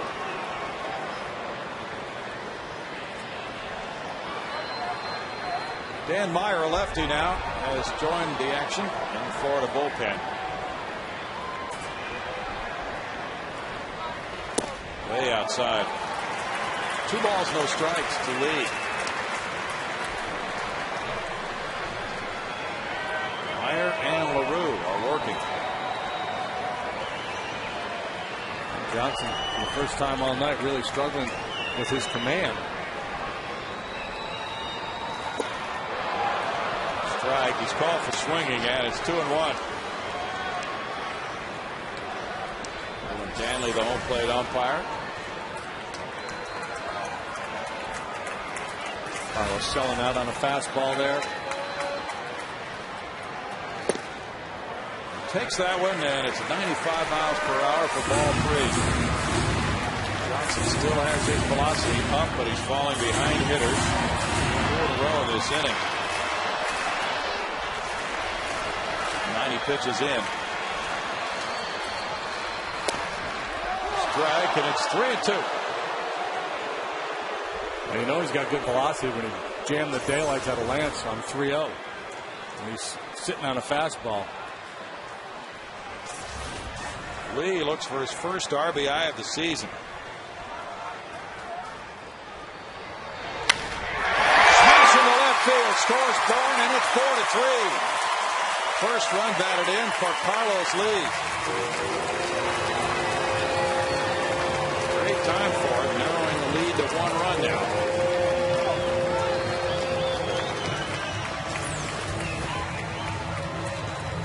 Yeah, I think, you know, Johnson put into position here to a certain extent because of the tighter zone where he's got to be willing to throw the ball over the big part of the plate. And it just challenged Carlos there, and Carlos able to get on top of it. Lee had gone 53 at bats until he got his first RBI. Now Randy St. Clair, the pitching coach, out for a visit. Hunter Pence will be the batter. Runners at first and second and 1 out. Freddie Gonzalez takes a walk. He was out really early in the Marlins dugout today with the Astros taking batting practice. Said he felt claustrophobic in the clubhouse, and he always comes out early to watch. Now he goes to the seeds with some nervous pacing. Hunter grounded to second, and he bounced to third.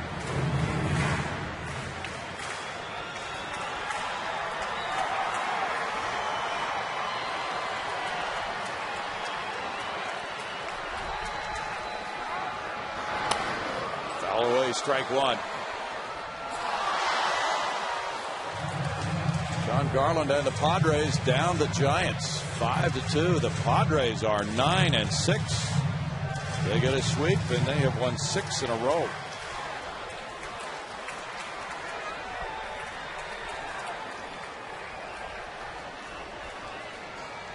Berkman takes off for third. Here's the throw from Baker, and he is out.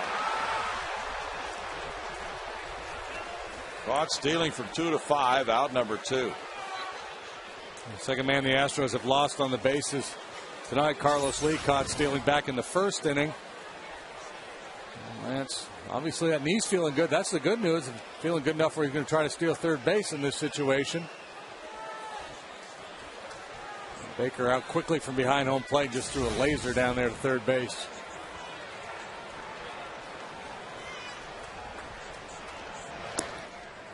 Bad news with that one is Carlos didn't trail him, so you don't have anybody. You know, if Carlos had gone into second base, he would have had a man in scoring position.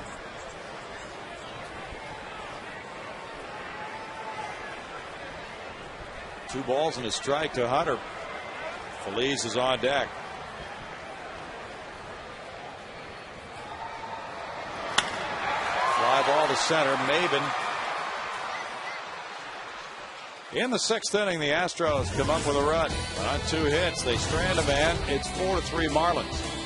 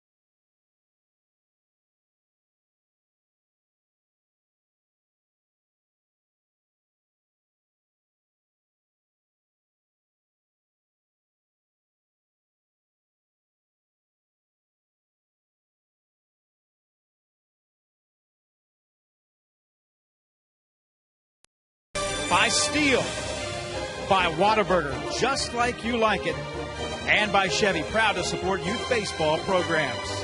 Hey, Kevin Eschenfelder, Dave Harbison back with you here in the press box on a great-looking night for baseball here at Minute Maid Park. Yeah, we would invite you to join us for Astros Live immediately following the game.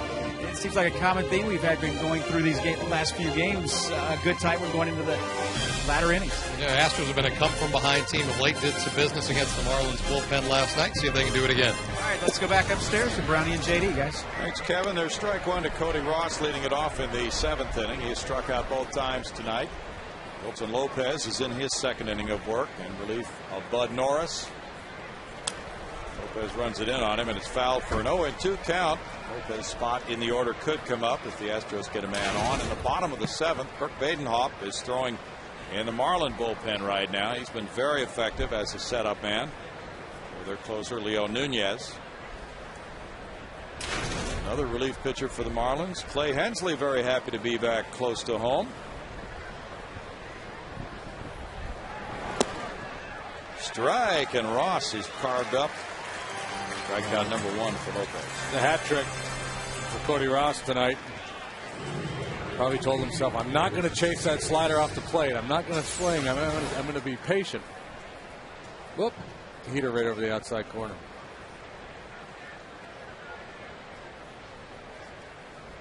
Q crossed him up.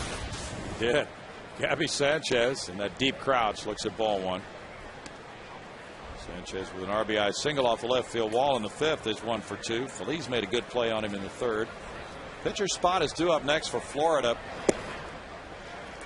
It's 1-1, and they're getting ready to pinch hit with Brett Carroll, an outfielder who bats right, as Badenhop tunes it up.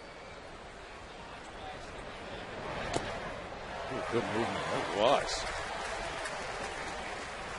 1-2 for Wilton Lopez. Bud Norris' primary weapon tonight was that hard slider moving away from the right-handed hitters. For Lopez, it's that sinker running hard down and in on the righties. Great movement, but he also threw it 93 miles an hour. Here's another one. Yeah, that's just an outstanding pitch. Wilton, 26 years old, from Nicaragua, getting his chance tonight in a close game.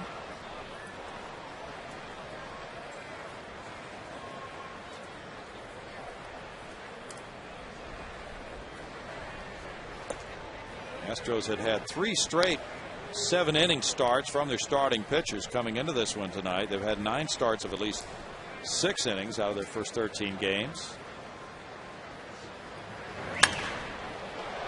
That one hangs in right center field. Bourne calling as he goes deeper. And back to the warning track. Along Gabby Sanchez, out number 2. And now Brett Carroll will be pinch hitting for Josh Johnson. Johnson in 6 innings allowed 4 hits, 3 runs. He walked 3 and fanned a couple. A busy night for Michael Bourne.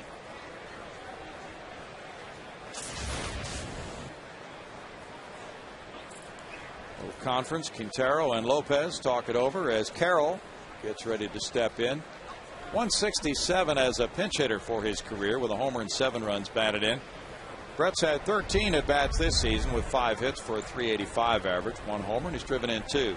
He does not have a pinch hit at bat yet this year. Carroll looks at ball 1. Johnson takes his club through the first 6 with the lead. Qualified for win number 2 of the year, depending on what happens later. 2 balls, no strikes.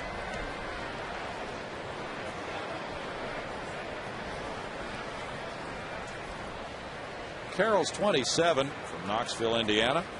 Middle Tennessee State. High fives all around for Johnson.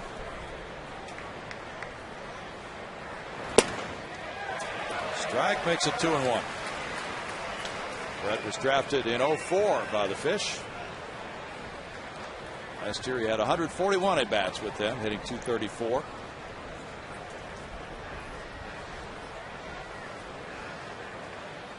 Astros straight up everywhere for him.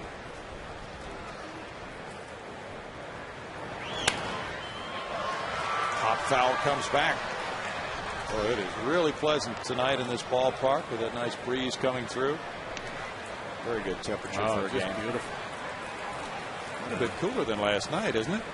Maybe more comfortable up here. I know that. Yeah. And you know, That's the good thing about the schedule this year. A lot of home games here in the early going, so we can take advantage of the good weather.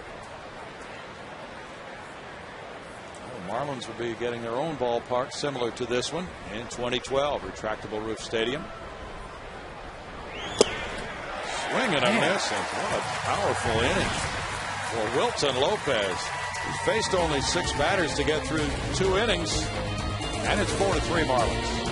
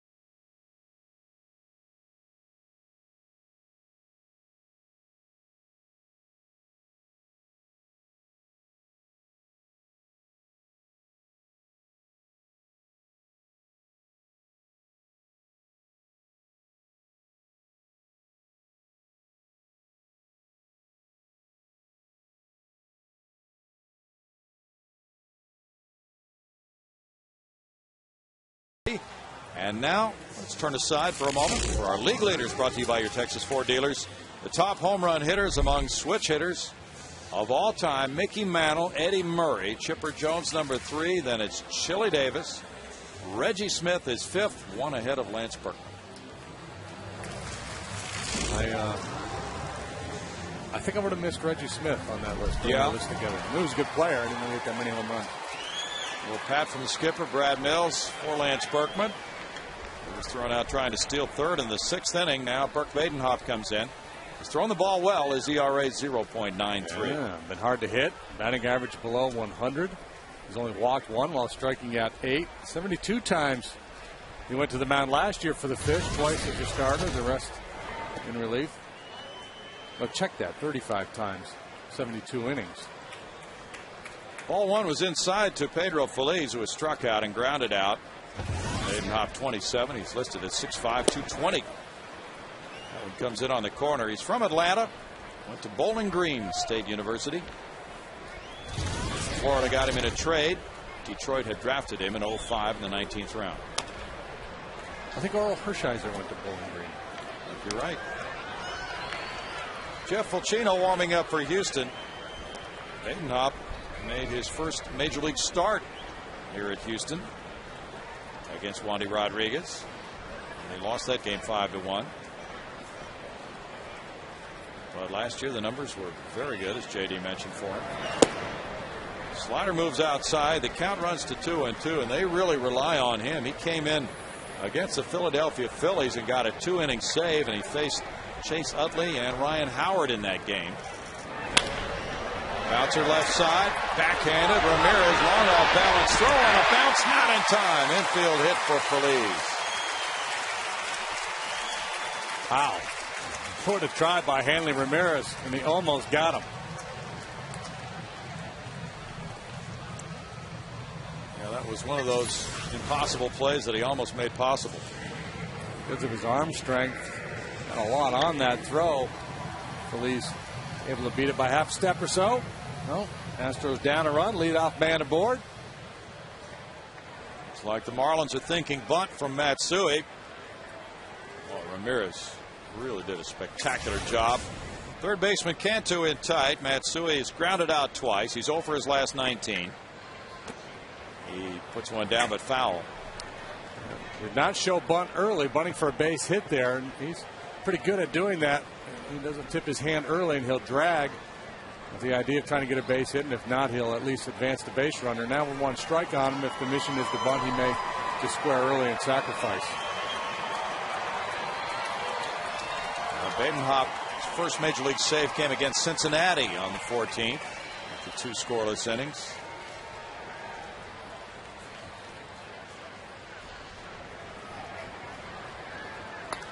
Full foul. Yeah, that's a tough one. It's on those fans in a fraction of a second. 0-2. He got around that inside pitch. Badenhop's loss came against that Cincinnati Reds team as well, so he had a save and a loss in the same series. He had 9 consecutive scoreless innings over a 4-game span going back to late September last year. This one gets by, and Feliz his wild pitch to second base. Baker unable to block that ball and keep it close. That's a gift. Boy, it really is. Kaz up there trying to bunt the first pitch, and then he yanks one foul, so he's down to the count 2 strikes. And I imagine, Brad Mills probably thinking, maybe I should have bunted, but he gets to 90 feet without having to give up an out. That could be a very big play in this game. Quintero on deck.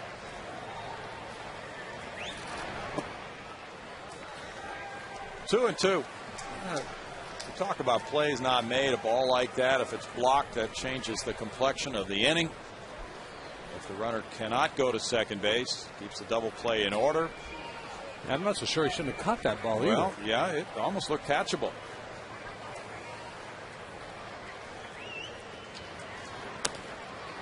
Little roller up the line. It's staying fair, and Matsui has an infield hit.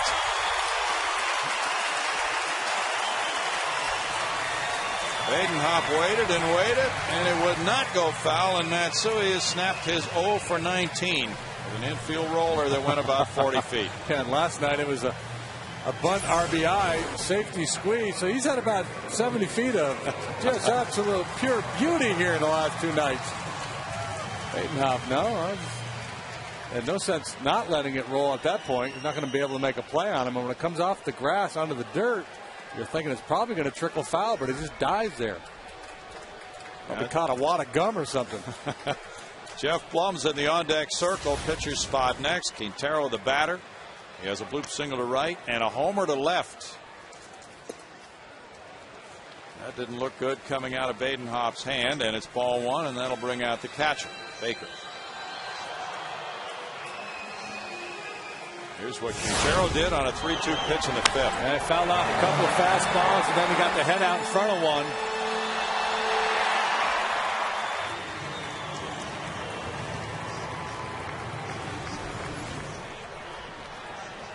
Blum waiting to pinch hit for the pitcher Lopez. And again, this didn't look good coming out of the hand of Badenhop. It's 2 balls, no strikes. Josh Johnson 6 innings, allowing 4 hits, 3 runs. He walked 3, fanned 2. Plummer on deck. As Quintero tries to get the tying run home from third. And fouls it. 2-1. And Marlins are playing for the double play. They'll allow the tying run to score here. The Lions warming up for Houston. That's what they did last night when they played the infield back, and Berkman grounded out in the 7th inning. The Astros tied it 4-4 on that play.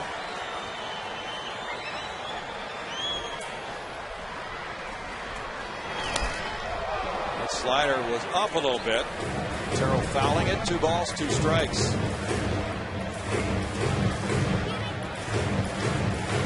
Quite often early in the season, managers are still trying to figure out who their 7th inning guy is. We're playing the 8th inning.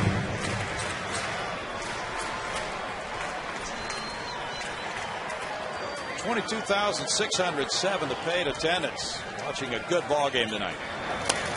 Foul back. Lee's at third. Matsui at first. Quintero trying to get another big hit.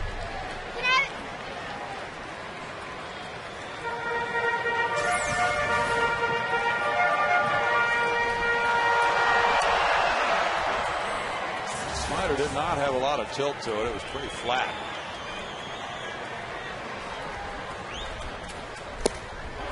Strikeout. One out. Badenhoff had some really good movement there. Starts it off the plate, just runs it back to the outside corner.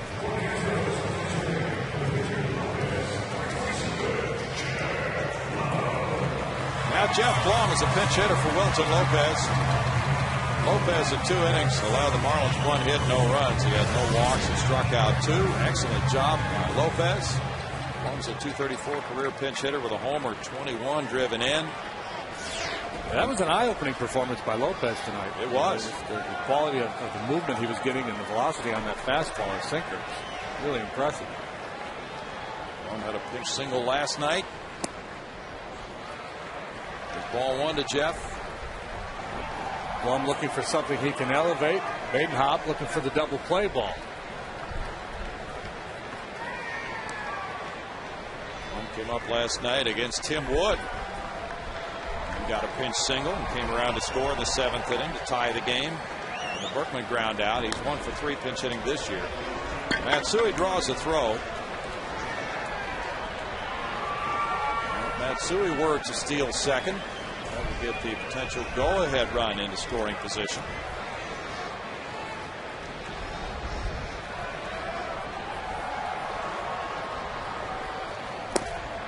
Blum lays off. It's 2-0.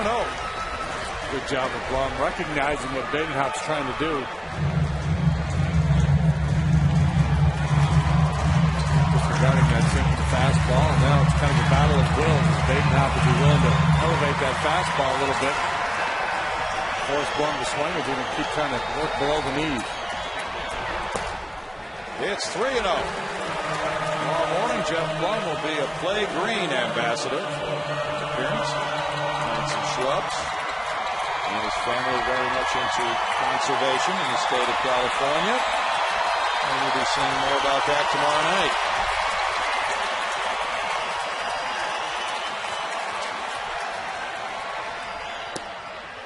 Strike. 3-1 right now. He's trying to use a portion of a tree to help win a ball game.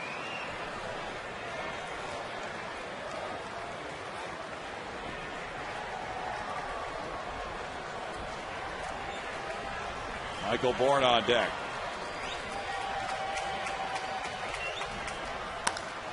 Out into right center field.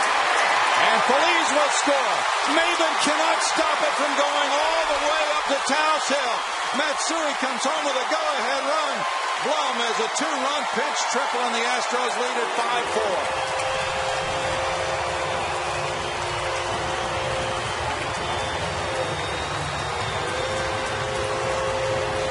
Just a great at-bat.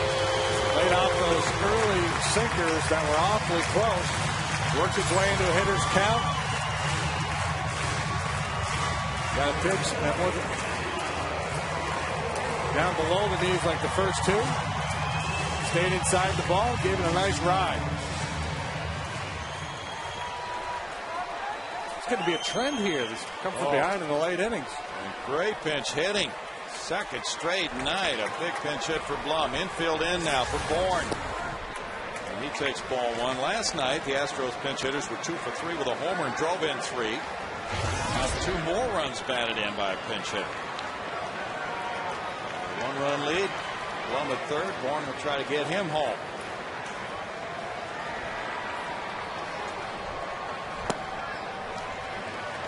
Two balls, no strikes. That was just a tremendous attack by Blum, and laying off what could have been some double play pitches earlier in the count. Smart veteran hitter going to the plate with a plan. You hear it all the time from hitters and hitting coaches. Have a plan when you go up there. Understand what the pitcher's trying to do, what you're trying to do.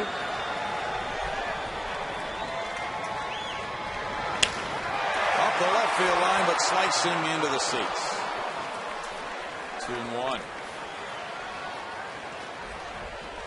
These fans have really been entertained the first couple of games of this homestand. Tomorrow night, game 3 of the homestand. The Astros have scored at least 1 run in 9 of 15 innings. That breaks the earlier trend. Paulino and Sanchez tomorrow night, 7:05. Hope you can make it out. It's 2-2 as Bourne takes. Badenhop's thrown 25 pitches.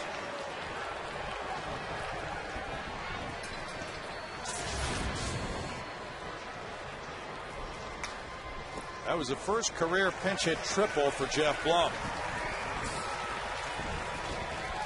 3 balls, 2 strikes.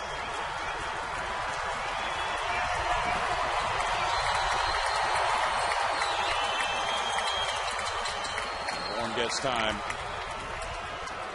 It's the 15th 3-base hit of Jeff Blum's career, and what a big one.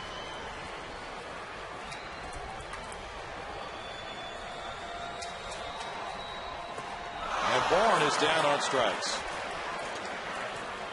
2 outs, and now Keppinger comes up. Second strikeout for Badenhop. Would have been ball 4. A little anxious. Keppinger's fly to right, bounced to second, and walked. 7 hits for the Astros, 4 for the Marlins. Wilson Lopez could get a win. His first major league W. He certainly is deserving the way he threw the ball. You're right. That was an eye-opening 2-inning stint for him. Knights Berkman on deck with Plummer at third. 1-1. Milwaukee 8, Pittsburgh nothing. Bottom of the 9th in Pittsburgh.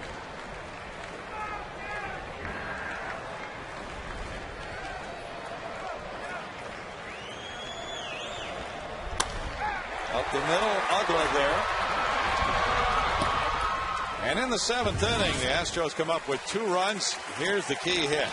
A pinch 2-run triple by Jeff Blum to give them the lead 5-4 after 7.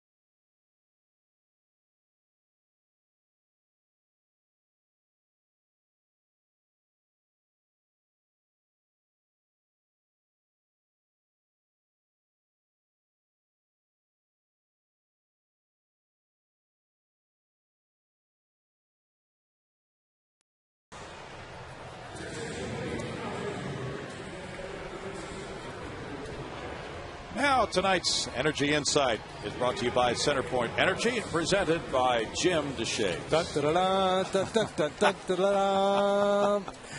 There's our insight. Hey, Wilton Lopez was really good tonight. 2 shutout innings. If the Astros can hold the Marlins down. He'll have his first Major League win, and a big reason why. Jeff Blum, a pinch hit 2 RBI triple. We were talking, and I don't know if it's the open or the pregame, we were talking about the bench lately and how good it's been. And it's been rock solid again tonight.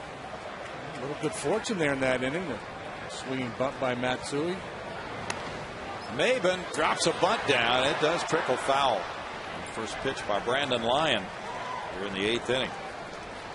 So Maben has had an RBI triple in the 5th. Blum a 2-run pinch triple in the 7th inning tonight. And Lyon, who had a nice outing last night, 1 hitless inning in the 8th, picked up the win, his first as an Astro, as Houston roared back to win at 7-5. Needed only a dozen pitches last night.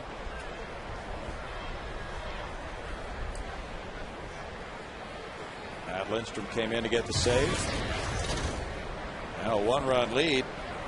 The 1-2-3 hitters 2 up here for Florida in the 8th inning.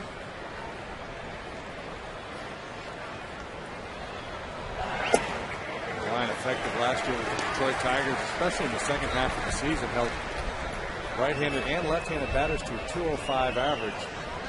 Lefties hit just 1 home run off him in 112 at bats. That good sinker runs down and away from lefties. 1-2. Coughlin's on deck. Chris LaRue's been warming up for Florida. Cubs lead the Mets 6-3 in the bottom of the 8th inning. Alfonso Soriano at his 2nd homer. And a strikeout for Lyon. It's the 8th inning.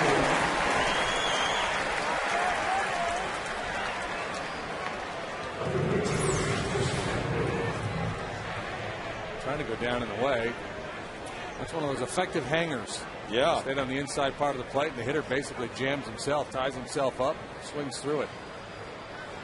Strikeout number 8 for Astros pitching tonight. Coughlin's 0 for 3. Texas and Boston are tied 7-7 in the bottom of the 10th at Fenway. Strike for Lyon. Astros have a chance to make it 5 wins in their last 6 games if they can nail this one down. They're 21-11 here against Florida.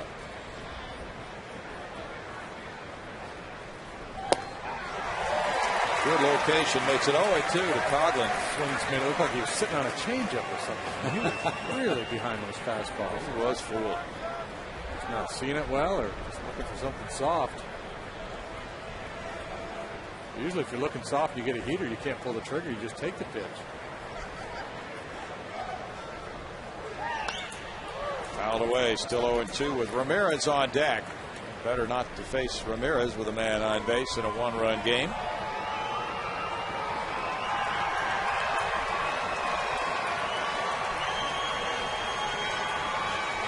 Minnesota and Francisco Liriano blanking Cleveland 4-0 after 7.5. It's like that kid may be all the way back. Yeah.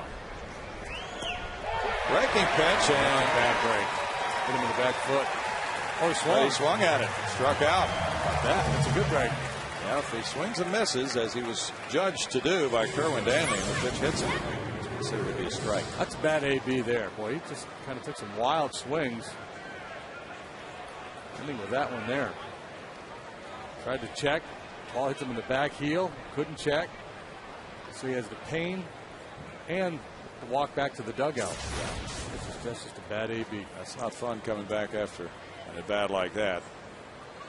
Well, that's strikeout number 9 for the Astros, and it's Ramirez batting. He's 0 for 3. Off the end of the bat in the air to right center. Hunter Pence calling. Brandon Lyon for the 2nd straight night gets a 1-2-3 inning under his belt, and it's 5-4 Astros moving to the bottom of the 8th.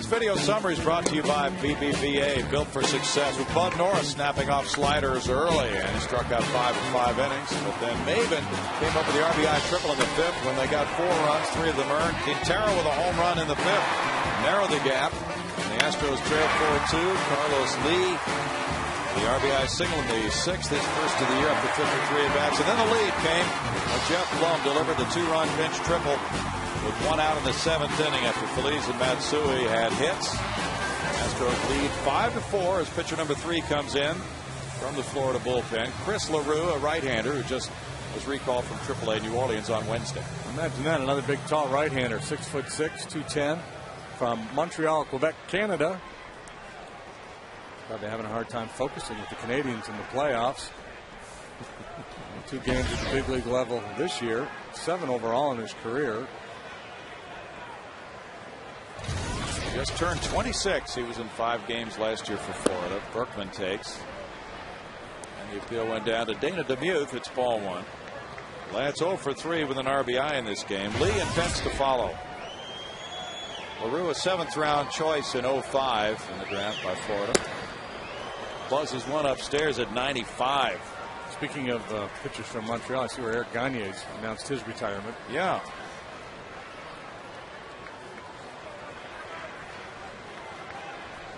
LaRue listed at 6'6", 210. Misses the inside edge, and it's 2-1. Jose Veras was designated for assignment. That's when LaRue was called up from New Orleans.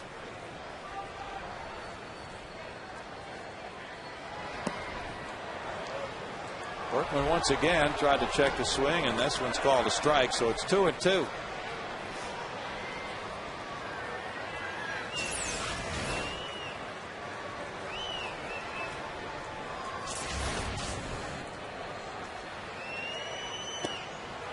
LaRue gets a strikeout. It's number 5 for Florida pitching.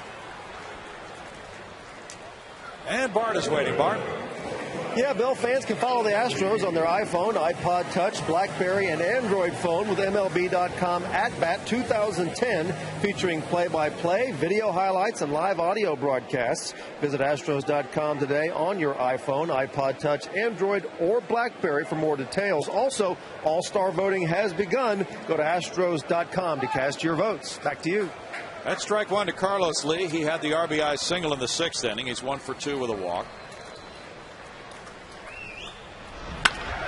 And this one goes to shortstop, off the glove of the diving Ramirez, on out into center field. And that's a single for Lee. He's 2 for 3 tonight, starting to turn things around after a very rough start. Hit the ball hard last time up, hits this one real hard. If Ramirez corrals it, he's going to get up and throw Carlos out, but it's too hot to handle.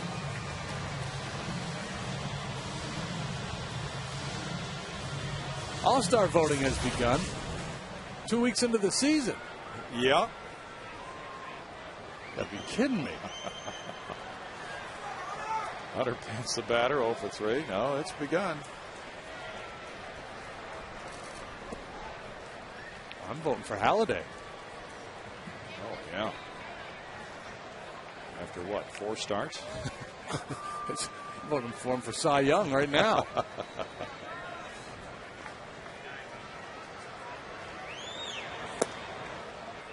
They like to throw Hunter a lot of breaking balls in the outside part in a way, and they're playing him a step or so the other way in the outfield. Maven shading towards right center, so he's got a little more room in left center, although Coughlin is off the line. Try to close that gap a little bit.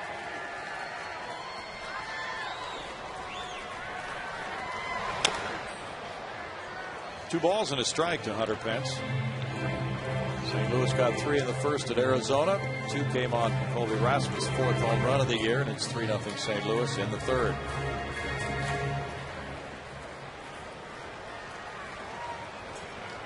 Washington down Colorado 6-4 with 2 in the 8th. Tyler Clippard is 3-0 with the win with his 0.77 ERA, and Matt Capps got his 7th save already. Good. He's on my fantasy club. Washington is 8-7. Foul back. Many people feel that club. is vastly improved, but as one scout said last night, it would have to be improved. So bad last year. 2-2 the count. Yeah, how many did they lose last year? Close to 100. In the high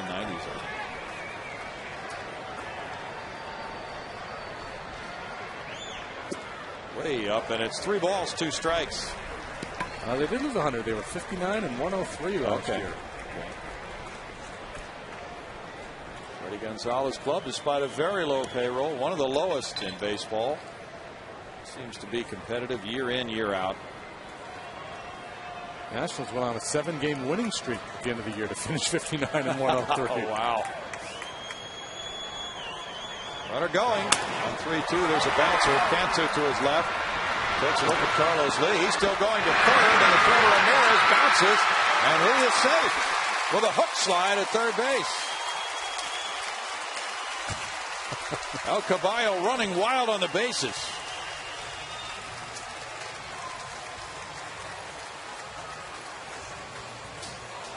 Yeah, it's April. You can tell it's April. And Carlos hasn't been on a lot, so he's trying to have some fun while he's out there. He makes it. It probably wasn't the best base running play because that's a third out if he's out over there. But again, all's well that ends well. Well, he saw that third base was open. Yeah, but he just didn't feel like stopping. He ran at second. There was no. It was all systems go. Pedro Feliz tops one. It's a foul ball, strike one. He certainly caught the infielders off guard with that base running tactic. Feliz reached on midfield hit in the 7th and came around to score. The Astros definitely had some things going their way. He hit the ball deep in the hole at short, barely beat that one-hop throw from Ramirez, and Matsui topped the ball up the line, and it stayed fair for an infield hit. And Blum followed with his 2-run pinch triple.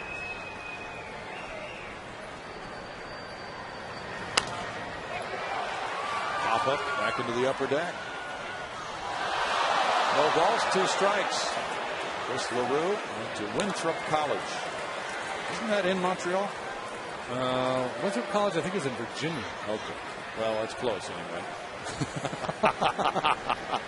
Maybe you're thinking of McGill. Yeah, McGill. That's what I was thinking of. Not even close to Winthrop.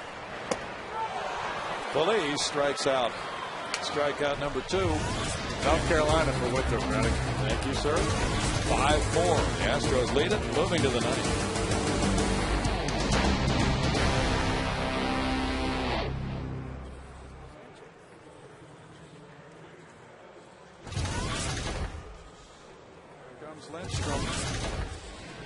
I just want to see that whole play again just for fun. That was a fun play. Just want to show it to me now. Let me see what's going on. I bet old Paulie was going nuts for that play. New left fielder, Paul. New pitcher. We'll go left field, then we'll go pitch. Ooh. Almost pulled his foot off.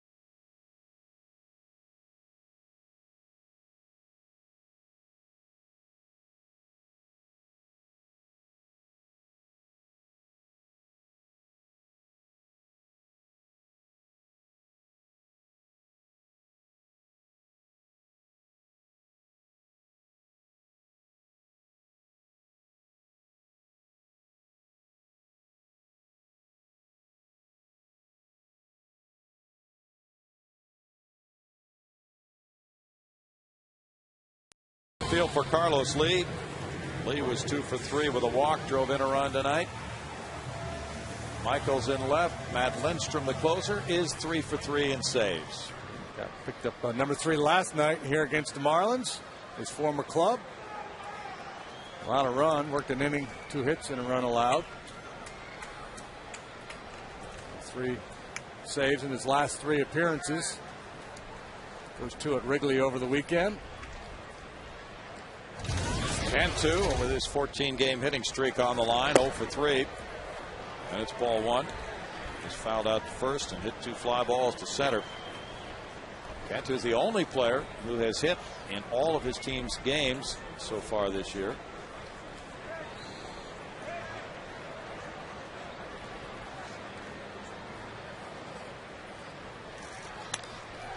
Foul ball, and it's 1-1. Last night, Lindstrom gave up 2 hits and 1 run in 1 inning. He gave up an RBI single to Wes Helms. Threw 23 pitches last night. He saved the Saturday game in Chicago 4-3 with a hitless inning, and saved Sunday's 3-2 10-inning win, giving up 1 hit, no runs in an inning, striking out the side. So it could be 4 saves in as many games if he gets this one. Into right field, and there is a 15-game hitting streak to open the season for Jorge Cantu.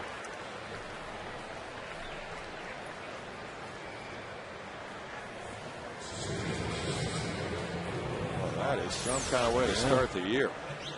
Fish are going to be that's a great pitch. Man. Right on the end of the bat. Fish will not slide easily into the boat here. They're going to put up a fight. Dangerous hitter here in Ugla. Ugla's 2 for 2 with a walk.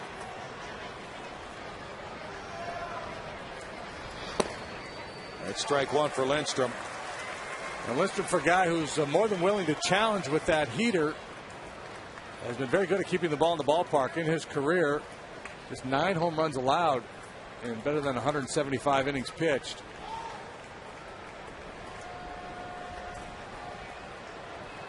Ugla hit 31 long balls last year.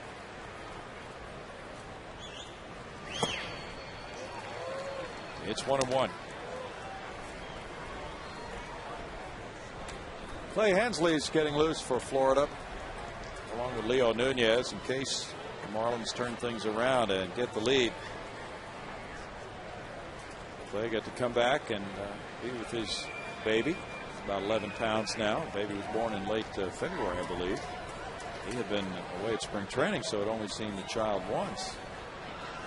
But a nice trip back for him. 2 balls and a strike. Well, these games are fun for the fans, very entertaining as the Astros come from behind, but they're not a whole lot of fun for the manager. A lot of stress in games like this. Playing from behind, trying to hang on to a 1-run lead.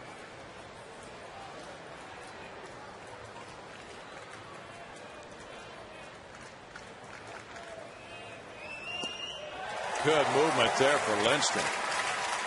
It's 2-2. And he can go into the upper 90s with his fastball, but his 2-seamer, he'll take a little off and add some movement. He turns it over a little bit, 92 with the sink.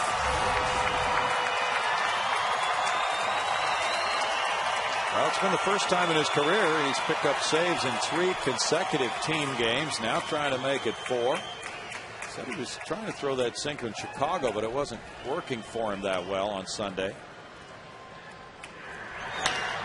Fly ball right. Hunter Pence waiting. 1 out for Lindstrom. John Baker is 0 for 2 with a walk and has scored a run. Outfielders deep in this situation.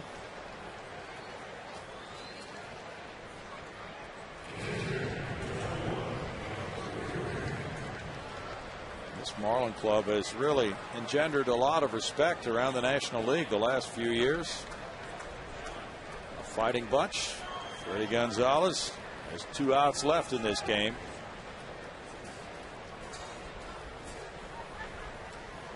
Giovanni Gallardo won his first as Milwaukee blanked Pittsburgh 8-0.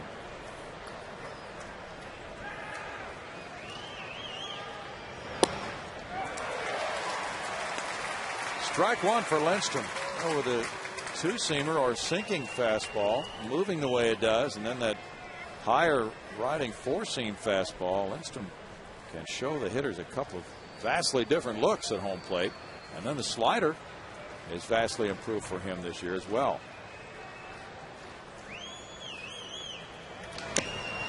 There's the rider. So he starts a two-seamer down and then a four-seam 97-mile-an-hour heater up above the hands. Finished the game off in Chicago the other day. He threw a great slider down and in on Kosuke Fukudome to punch him out. Baker, and letting it fly right there. He was thinking second deck. Fans have been treated to another excellent game, just as last night's game was.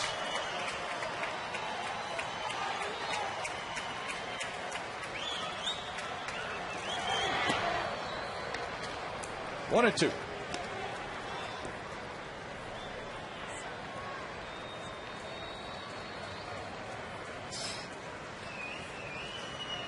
Tampa Bay's pouring it on at Chicago, 12-0 over the White Sox after 7.